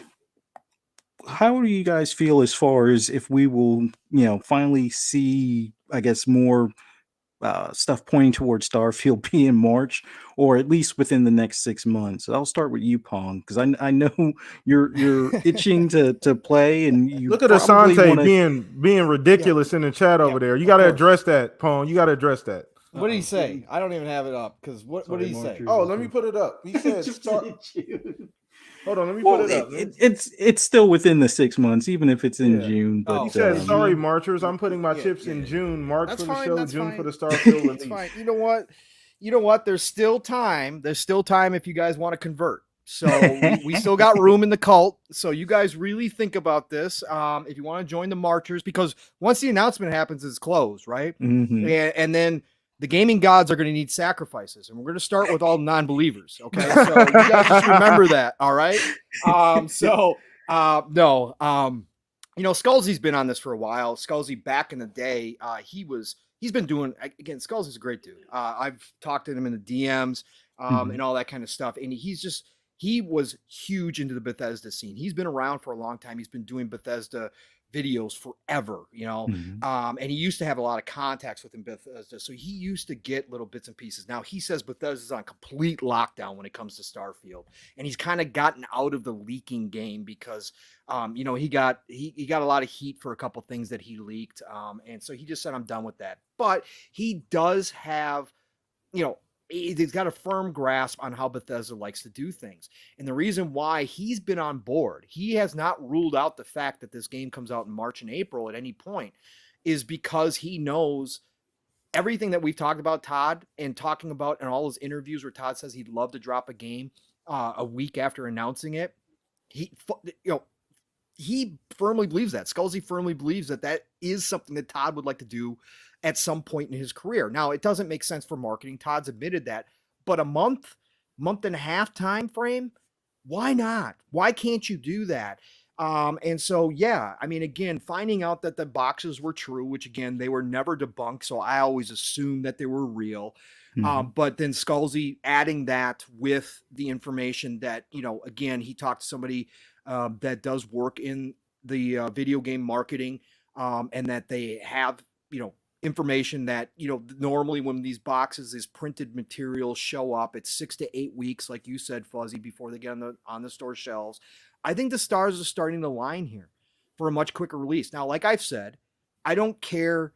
I care because I want to play it sooner rather than later. I care because I don't want it to be in June on top of Diablo 4 if Diablo 4 remains there, because then I got to sacrifice Diablo, right? I don't want to sacrifice Diablo. I want a couple months of Starfield so that I can play Diablo here and there comfortably without having that Starfield looming over me, right? At all times. I need that, right? So that's selfish reasons. But at the end of the day, as long as they keep to the 6 month deal, I'm cool with it. As long as they hit any time in there, I'm cool with it. But I think things are adding up more so on us that believe it could be an earlier launch than a June launch or even later, as some people suggested.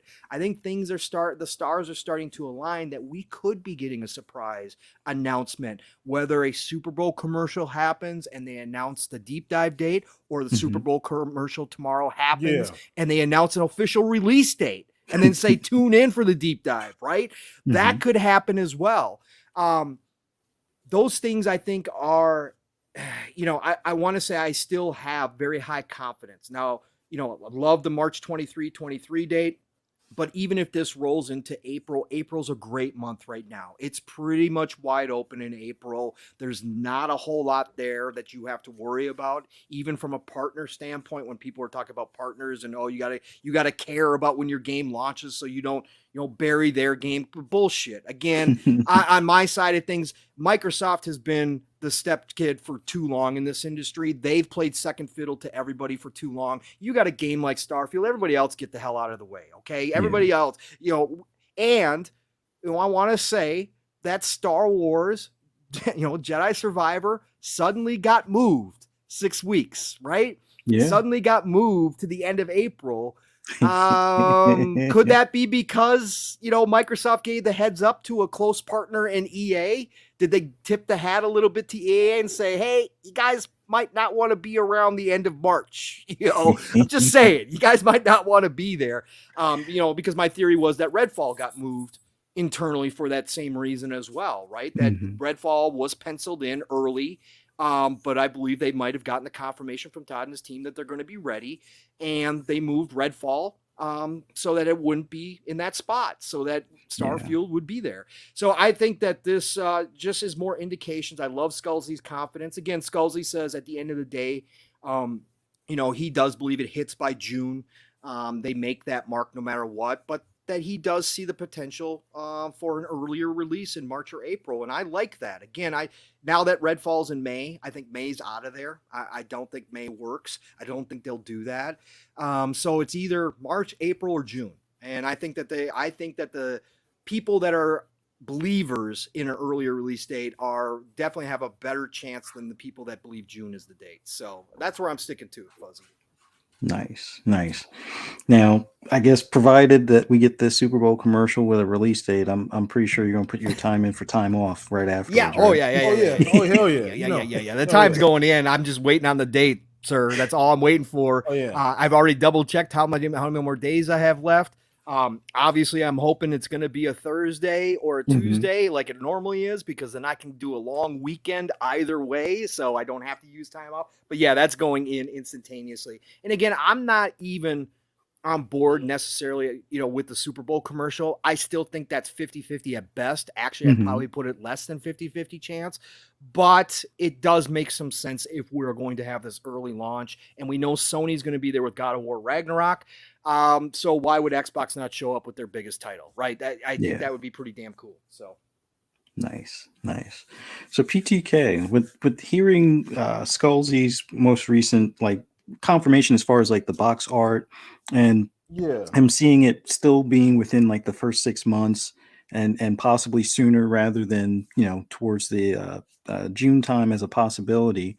And even on social media, we've had ACG recently made a tweet about how he's always kind of been on board with the June time frame, and that was kind of where nothing has really changed from that, but he gets a feeling that there might be a potential for something sooner rather than later, and would be pretty excited if he did. And I think we even saw somebody get an email with a whole bunch of eyes and stuff as far as the other day. So, and he typically tends to get emails from, Microsoft or Xbox in general, sometimes a bit early or right before something big happens. What's your pulse right now as far as Starfield still staying on track for possibly March, or at least for within the next 6 months at this point? So once again, I'm with Pong as far as if it makes the window, I'm fine. I don't care where it falls in the window, because it's that important. It's that important of a game. It's that big of a game where we can drop at any time within a period of time. As long as they make the window, I'm okay. Now, am I leaning sooner than later? Yes. For no, I mean, the only real particular reason I'm leaning sooner than later, just because of the gap in time, you have the availability to drop the game in that slot. So I don't, obviously June would be cool too, but why not drop it, especially if it's ready sooner than later. And then you have some key dates there. There's some dates that Todd kind of likes. You got to tie that into. You got to tie in Bethesda's history. You got to also tie in the fact that this is something Todd's been wanting to do forever, as far as put out a deep dive and then drop the game a week or two later. So that could be in play. How the way he talked about the game the last time we heard him in a long interview in long form, he talked about the game like he was just ready for us to play. So that gives me a lot of confidence. He's talked about Xbox, getting in there, working directly with them, being a part of Xbox hand in hand, being a first party team, them making the game dance, and him using all these cool adjectives and nouns. He seems really, really excited about the current state of the game, which leads me to believe, and then with the extra time, obviously getting delayed from last year, leads me to believe that it is ready. It's a lot closer to ready, and maybe they've done some additional things that they probably wouldn't have had they not had the additional time as well. So I'm thinking sooner than later. I've thought about the Super Bowl thing too, Fuzz, and I know we talked about this. I'm not 100% sold on the Super Bowl. Them doing some type of ad or dropping a commercial for the event. I mean, the crazy thing is that it doesn't necessarily have to be like a commercial. Like, I don't think it necessarily needs to be in commercial form. Like, I get the whole idea, because some people are basing that off of them missing the VGAs. Like, why would you miss this other opportunity when 100 million people are going to be watching this, this Super Bowl, right? This halftime event. Why would you miss that opportunity? You already did it with the VGAs, but I don't really think they're thinking that way. I'm not sold on them thinking that, okay, we're going to use this as the next event to kind of springboard Starfield, right? Like, I'm not 100% in on that. And once again, we can get into the details on that a little bit later, but I'm still okay. I still think it fits in the window. June's fine as well. I'm okay with June too. Like I said, as long as it fits in that window, I'm okay with that. So I'm pretty much on board with the Colt for now, right? I haven't drank the Kool-Aid yet, Pong. So I'm still good. That's okay. You still got time. I still got time. But yeah, no, I have the utmost confidence in this game. I think it's ready. I think Todd's ready to get this baby out, right? Like, I feel like it's a baby. It's been the bun's been in the oven too long. He's ready to get this out and get it in people's hands. I think the only reason I'm not 100% sold is that I haven't seen because when games like this, games that are special like a Starfield, there's just this energy around like social media, and you start to see little patterns on social media, and you start to see little things that we're starting to get that a little bit, and we've heard people, saying, oh, it's in a playable state. We've heard people saying, oh, they've already played it, testers and things like that, which I'm sure is true. But I haven't quite gotten to that point to where I'm like, you know what, these things might everything, because sometimes when a game comes out, like people start to drop these little hints, and I start to see it, and everything starts to point to that. I haven't felt that with Starfield just yet. So I'm kind of waiting till we start seeing them little trickles, the emojis, that energy starts to build up. But it won't take much. I think people are anticipated. And another thing this game has going for it, very much like Hogwarts, lots of controversy around the game. Yeah. So people are going to buy this game because they want it to fail. People are going to play this game because they want it to fail. They want to see to see it go down in a flame, crash, and burn. I don't think that's going to happen, but yeah. So I'm still kind of 70-30 on it coming out in March as opposed to June. Okay. Well, for my take right now, I think the biggest thing that probably Xbox marketing and Bethesda marketing are having kind of like an internal discussion is their approach moving forward on, like you said, the hype train for a lot of their games. Like we just saw how something like Hi-Fi Rush could be shadow dropped and basically take the internet by storm. And it was like an unexpected type of surprise, not just in the, how it was released, but the quality and I guess just the overall enjoyment of the game itself was kind of a out of nowhere from a team that typically does like your horror genre type of gameplay with something so lighthearted that's fun and rhythmic and things along those lines. So it kind of caught everybody off guard.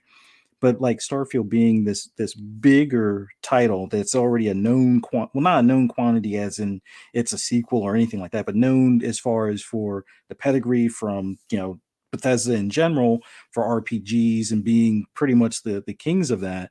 But now having it where we know this is like a Todd Howard project where this has been his dream project for 20 plus years, and having all of that time to kind of pull into or pour into this type of deal is definitely going to be something special. But I think the big thing that they're looking at now is much like what Pong was saying, have it where you do a deep dive, a week later it releases, or having it where some point that's in his the career. ideal time frame. Todd's even said that, right? He even kind of joked about that. Like he's kind of threw it out there. Like I'd love to, announce the game and have it come out a week later, right? He's kind of even joked about that. So, and I think the big thing that they've learned with Hi-Fi Rush, it doesn't give it that negative space or vacuum for the haters to, just say random stuff. Like had Hi-Fi Rush been, something that was more known and advertised months in advance,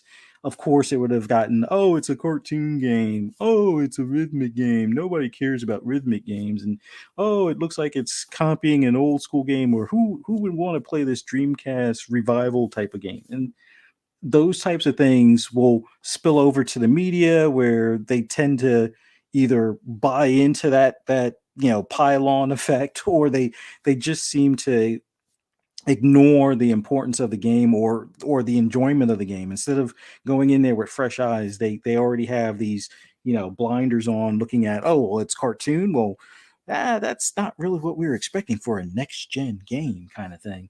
But like with Starfield, and I think they're looking at, well, if we go ahead and have it where it releases within a month or a week or so from an announcement, we can have that same hype level and still have enough time to get the physical copies on store shelves and things. Because I think that's the bigger difference between Hi-Fi Rush now in comparison to with Starfield. They're going to do a physical copy at stores, so it's not something that is as easy to sneak in, because you might have that picture of a Best Buy employee like, oh, look what I'm having to put in the back room before we put on the shelf.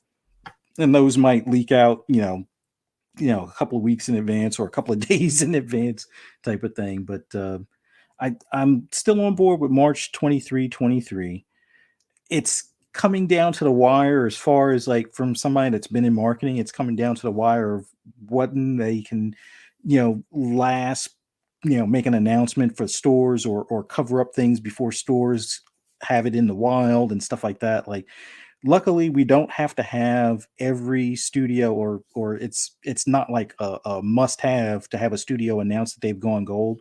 A lot of them do it just to kind of put a button on the fact that things are wrapping up. But if you're trying to do this kind of like as a shadow drop or quick to market type of thing, you don't necessarily have to announce it. But they could wait until probably, I think it's the 14th of this month, would be like almost like that no later than time to kind of have it where it goes gold. But even now with the digital age and how fast things can be produced and stuff, that could be even moved up a little bit or pushed back a little bit later. But still, that's kind of one of those, will they announce that they've gone gold? Probably not, especially if they're trying to keep this under wraps. But man, I'm curious to see, even though, yeah, not the biggest Eagles fan, but going to be rooting for the Birds tomorrow. But nonetheless, I'm going to be pretty jazzed up to see what commercials, and not just for video game stuff, because I always like Super Bowl commercials in general. But fingers crossed we see something Starfield related, or even just Xbox related in general, even if it's, hey, Game Pass Family is now available kind of thing. Whatever the case may be, we'll definitely have eyes on the game tomorrow and the commercials and stuff. But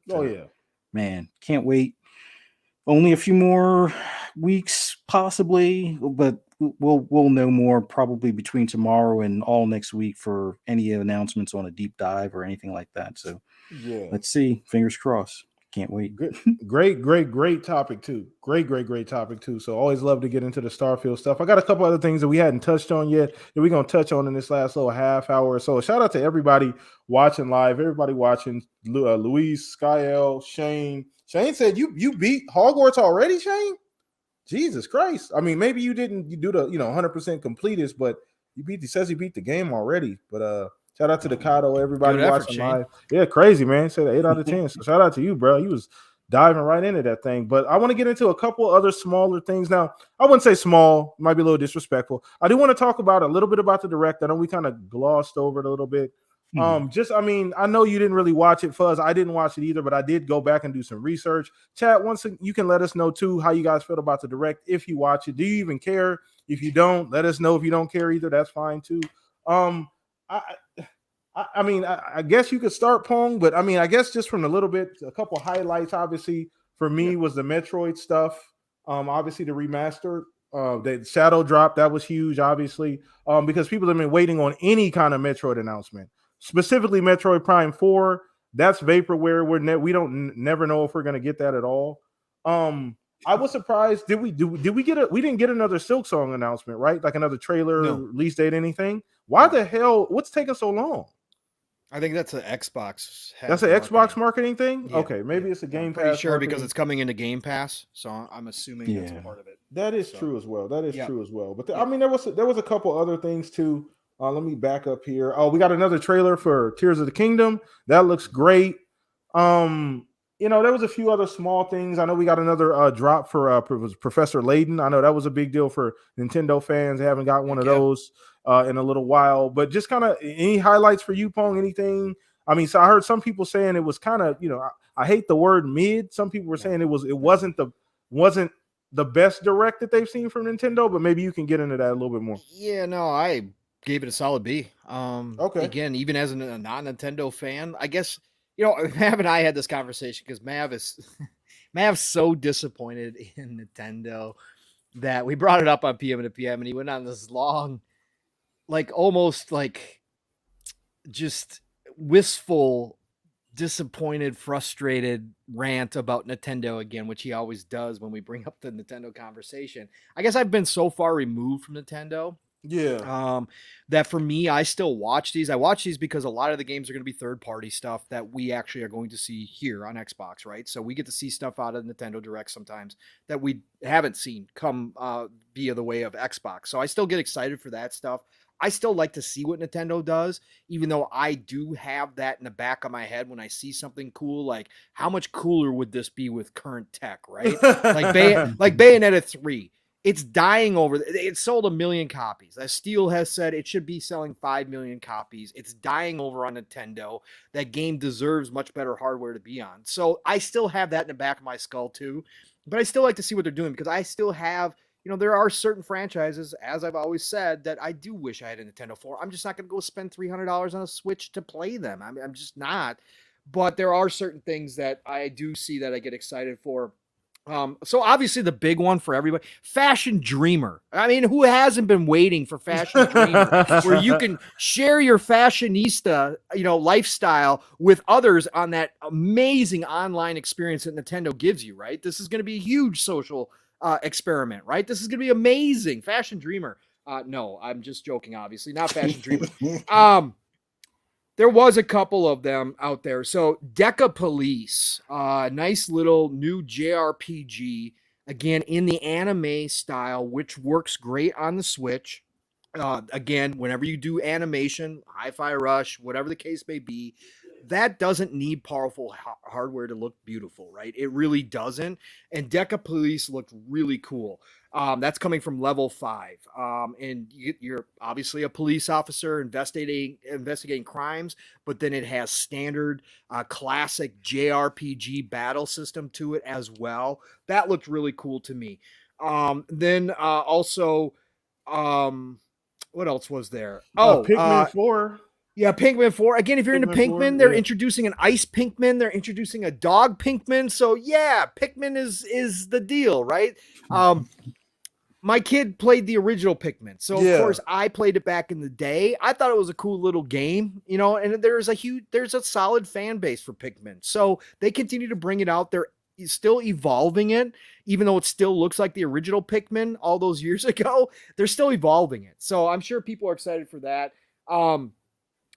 Etrian Odyssey is a classic dungeon crawler RPG that I stole my kid's DS to play. Etrian Odyssey is simply fantastic. They're redoing 1 through 3 in HD and bringing that to Switch. That was a big announcement for me. That's Atlas. So you guys all know how much I love Atlas. Now that Atlas has a good relationship with Xbox, maybe we eventually see Etrian Odyssey come over. I would be excited for that. Rain Code was another one. Great looking, fantastic looking RPG, which I'm sad to see not going anywhere else as of right now, but that looks absolutely ridiculously good.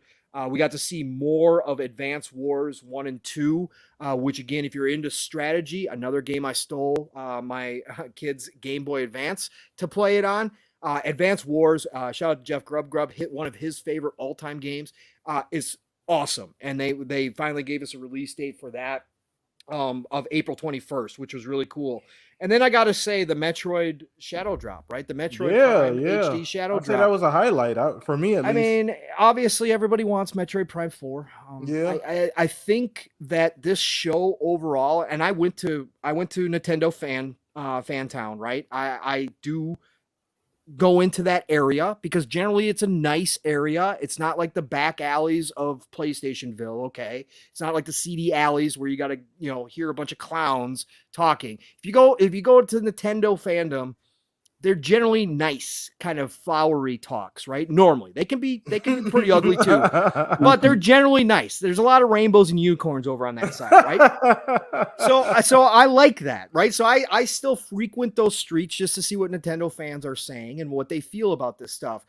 And I understand that Metroid Prime 4 is highly desired, and they've been requesting this for a long time, and it is damn time, okay, that Nintendo gets off its butt and starts doing this. But I do think that I agree with the general consensus of a lot of Nintendo fans that this Direct, while it wasn't like an A+ spectacular show, they got the feeling that this show does indicate that Nintendo, even though they're saying they're not doing new hardware, is getting ready for new hardware because they went back to the past a lot in this Direct, right? A lot of old stuff got announced here, right? Or older IP, right? We even had Sega go back to Samba, the rhythm game, and bring that back. So they feel like they're saving some things, right? Zelda's, of course, going to come out, but we know they'll just do another relaunch of Zelda when they announce their new hardware, whatever. It's not going to matter. They announced Zelda. They're going to get $70 from everybody now, too, which is another thing that happened.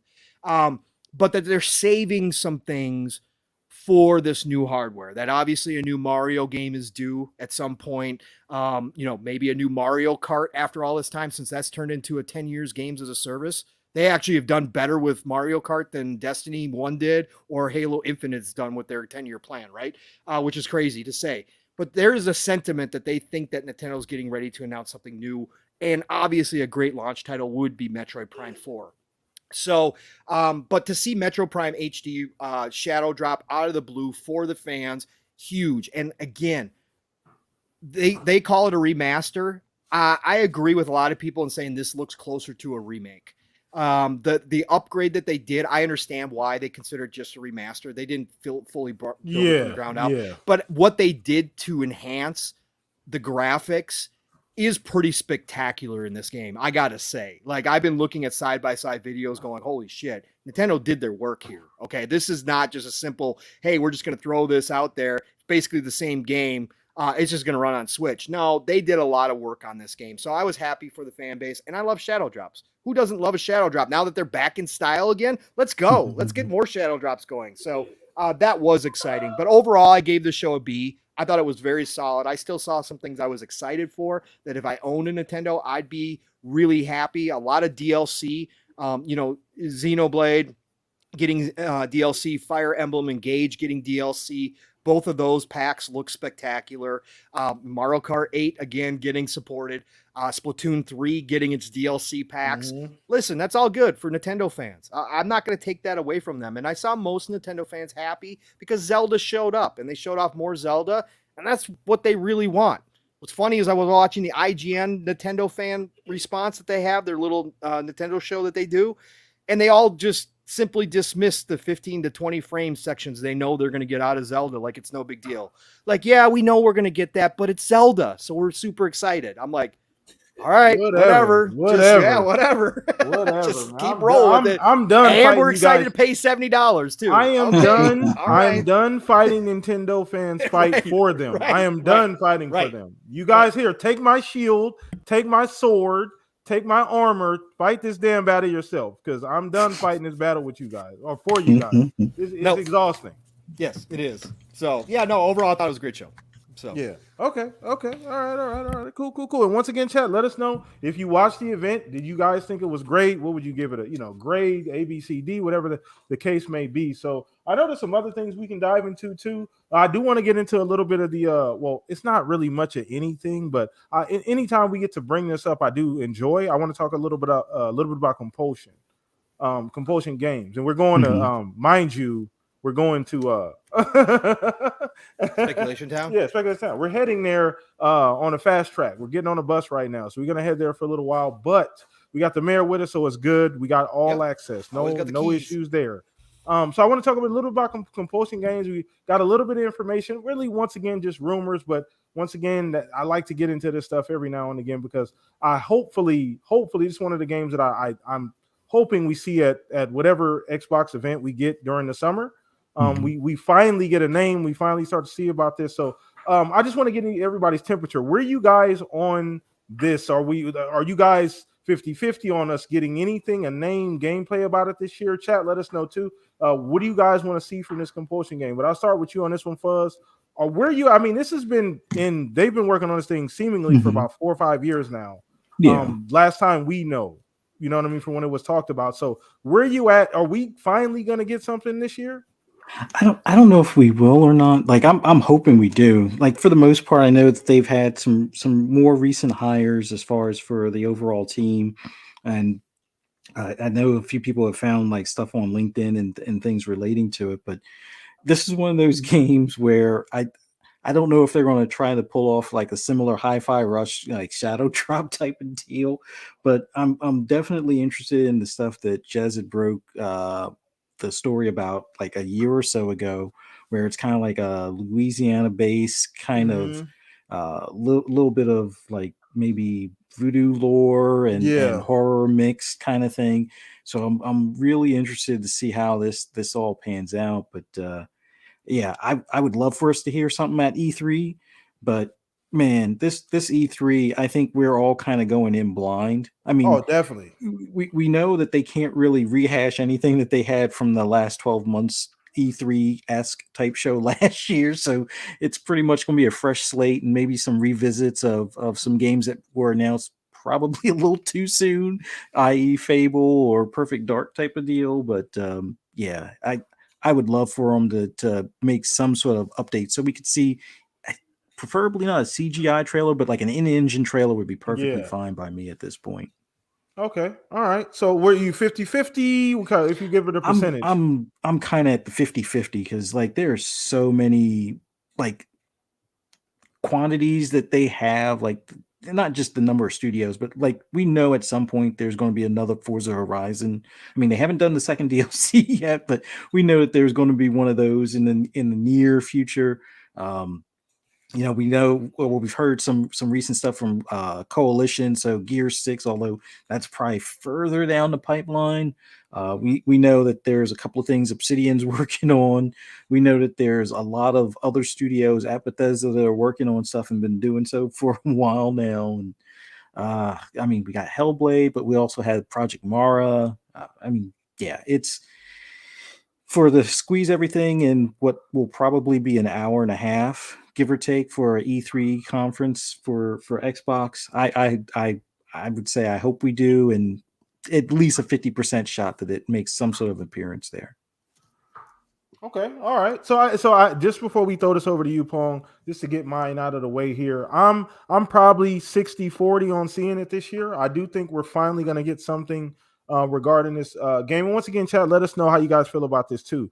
Asante, I'd love to hear what you think about Compulsion and you know if it's coming out this year too, bro, in the chat. But Yeah, I'm kind of just because it's been so long, right? We've got this like it randomly throughout the year, maybe once or twice a year, we get something compulsion related, and it's always just random, like left field, a random day. So, and then it goes completely quiet and dark. We don't hear anything from Jez. We don't hear anything from any of the normal sources that we get information from. So, we got a little bit of backdrop on what it is, right? The character, not character, but the possible setting, possible characters, possible time frame, things like that. So, it's one of those things where I just don't know, but I would love to see something. I mean, CGI is great, but it's been about 4 or 5 years now. I feel like, maybe skip the CGI. I feel, you know what I mean? Like, I feel like we could probably skip that and go straight to gameplay if it's ready.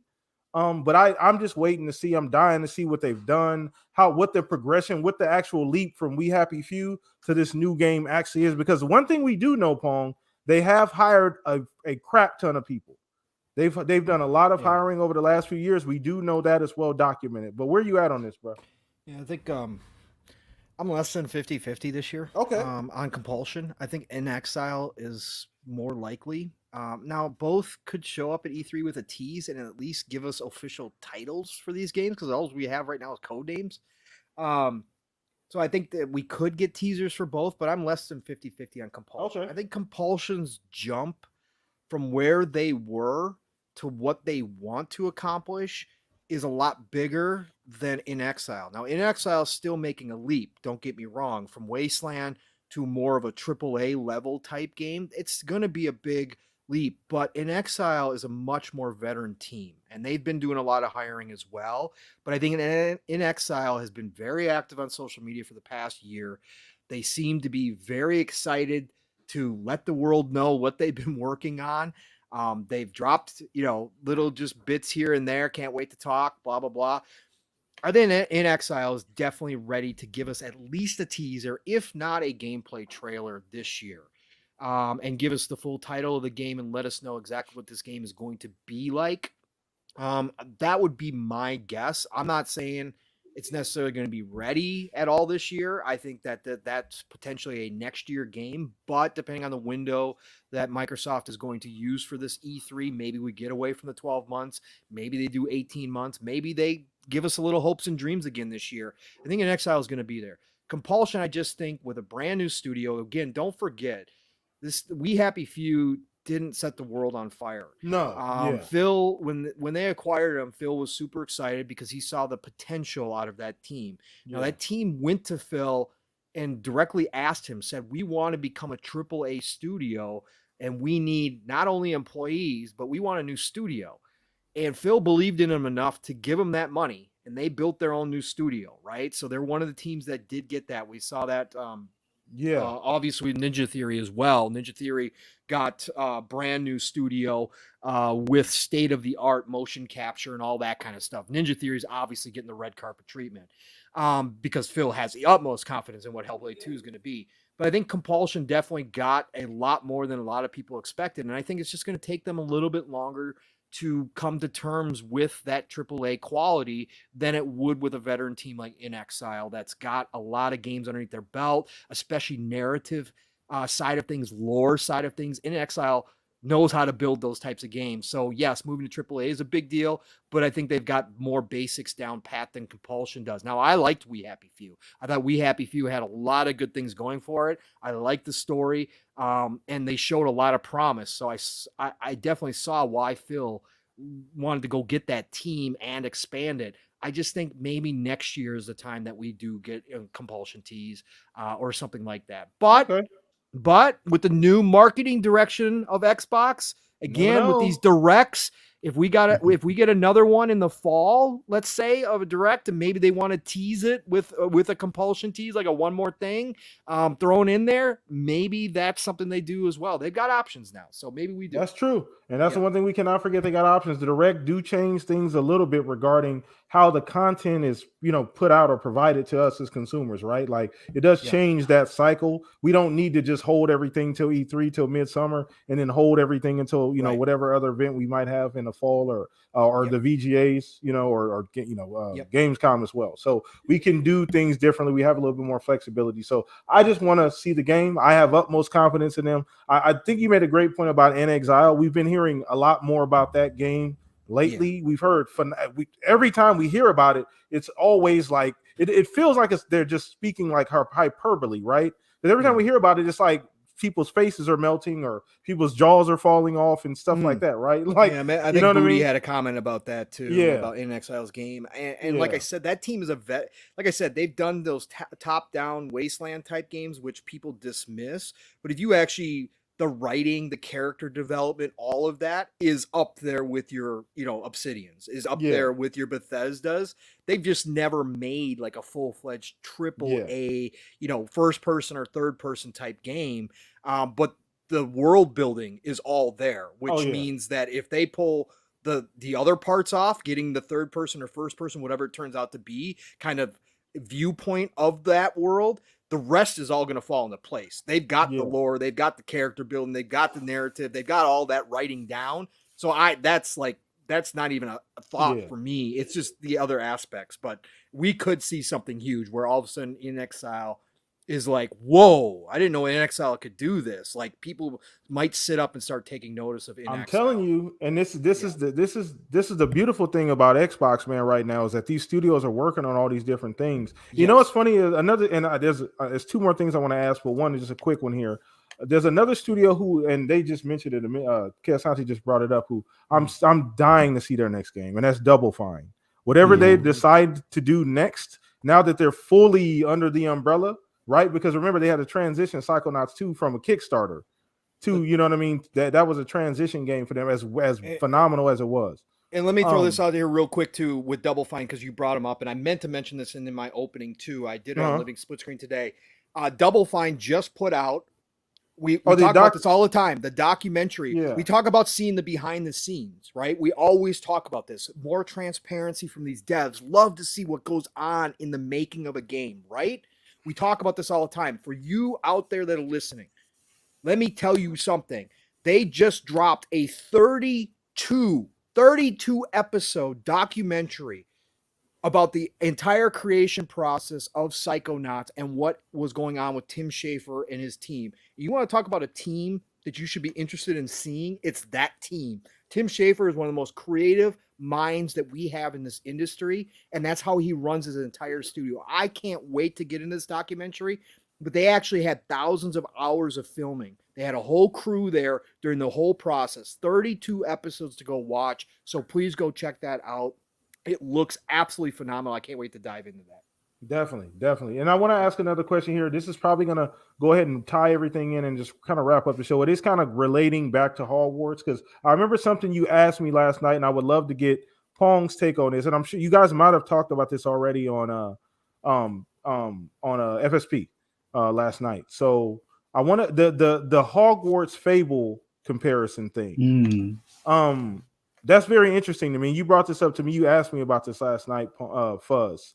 And chat, let me know how you guys feel about the Hogwarts Fable comparison too. So where are you at on that, Pong? Because he asked me and it kind of threw me off. I didn't direct, because I know what Harry Potter is. I didn't get that when I initially saw. I haven't got a single thought. I haven't thought about Fable at all, looking at anything Hogwarts related until then a light bulb came on when he said it.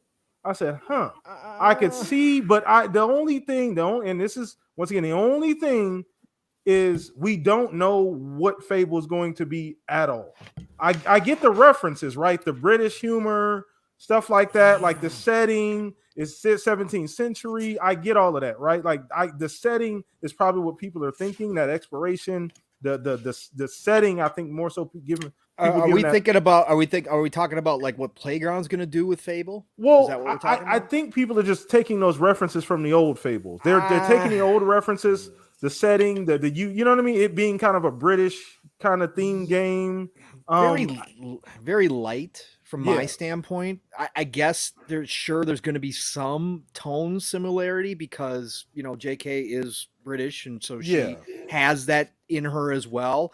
But I think Fable was, at least the old Fables were much more on the comedic side than I would say Harry Potter is. Now, there's some lighthearted moments within Harry Potter, of course. There's some funny moments, but definitely Fable leaned into a much darker or more childish like humor, or more adolescent humor than Harry Potter does in a lot of ways, with fart jokes, kicking chickens, that kind of stuff. Whereas Harry Potter doesn't go that far. Yeah. So I could definitely see the tone, because Fable to me was an older setting than what Harry Potter is. Harry Potter is, yeah. Harry Potter's closer to modern, a more modern mix than Fable was. But I could see where some people pick up on those tones, because there's definitely lightheartedness. The characters that you meet NPC wise, and like the professors in Harry Potter or in the Hogwarts, can have similar types of that light,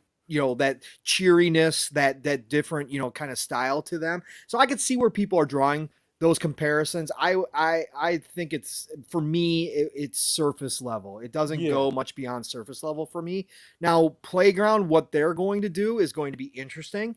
If they're going to try to bring Fable to more of a darker, more realistic tone, but keep some of that humor in there, then maybe we could see some more crossover with Hogwarts.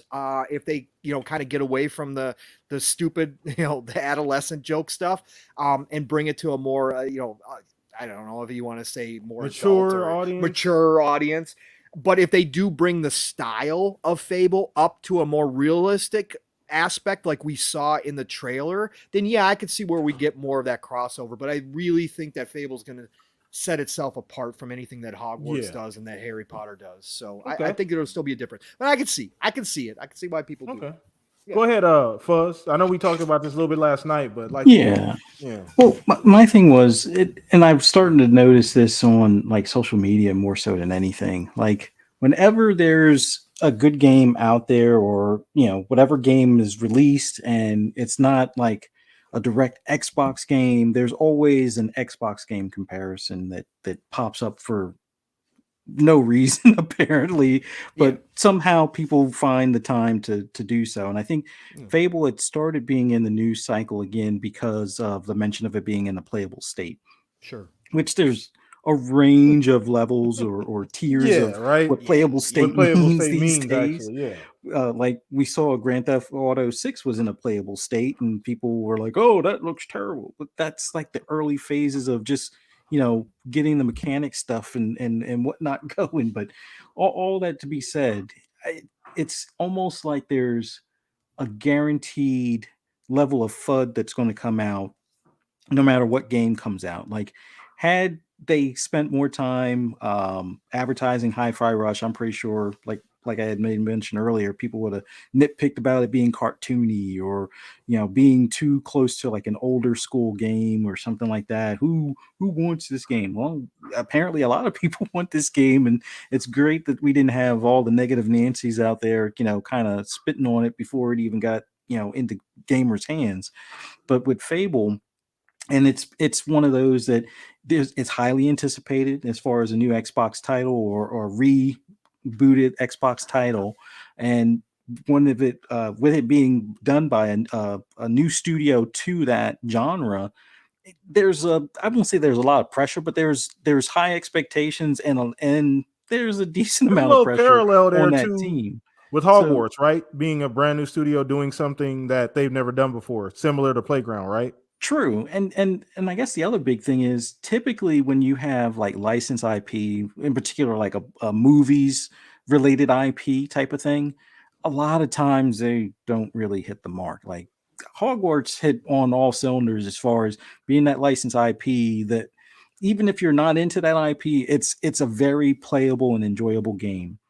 Fable, I know there's going to be even more games that come on or come out down the line that it's going to be compared to. Like it's even going to be compared to in-house stuff like Skyrim and even Avowed at this point. But I just saw a few people popping up like, "Oh, well, is Fable going to be as good as Hogwarts Legacy?" And it's like, we're not even at the point where we know exactly how Fable's going to look. Like, I'm pretty sure we've heard from a few people, some things that might be noteworthy, but it is way too soon. Like, we saw a CGI trailer, and the team has been hard at work ever since. So, with all that being said, it was more so to kind of notice how Xbox, no matter how well they do with like a release of Hi-Fi Rush, there's always going to be negative gamers. And actually, I was going to try to make this a topic, or one of the things I wanted to talk about earlier. It's like, what things would you like not miss if they disappeared from gaming?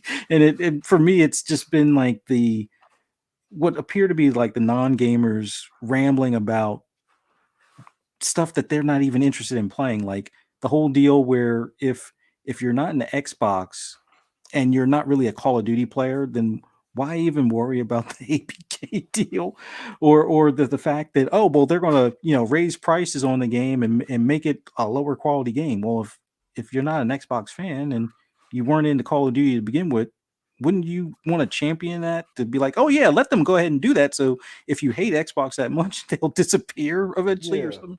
I don't know. It was one of those random thoughts based on stuff I was noticing about people, picking on Fable when we haven't even seen gameplay of Fable, and I'm still under the impression that's like a 2025 title, if maybe not a little bit later than that even. But that's all I was looking at as far as that. But it's just, Twitter is a funny space sometimes, and it's like, now with the new changes to Twitter where you're possibly going to be limited to the amount of posts, maybe that'll be a good thing. Maybe Twitter will be less toxic at that point, I doubt it, unless it's 20 toxic posts that these people post or something. But we'll see. But it was just a way for somebody to kind of poo-poo on the Xbox title that isn't even in the news cycle, other than, hey, it's in playable state. All right, good.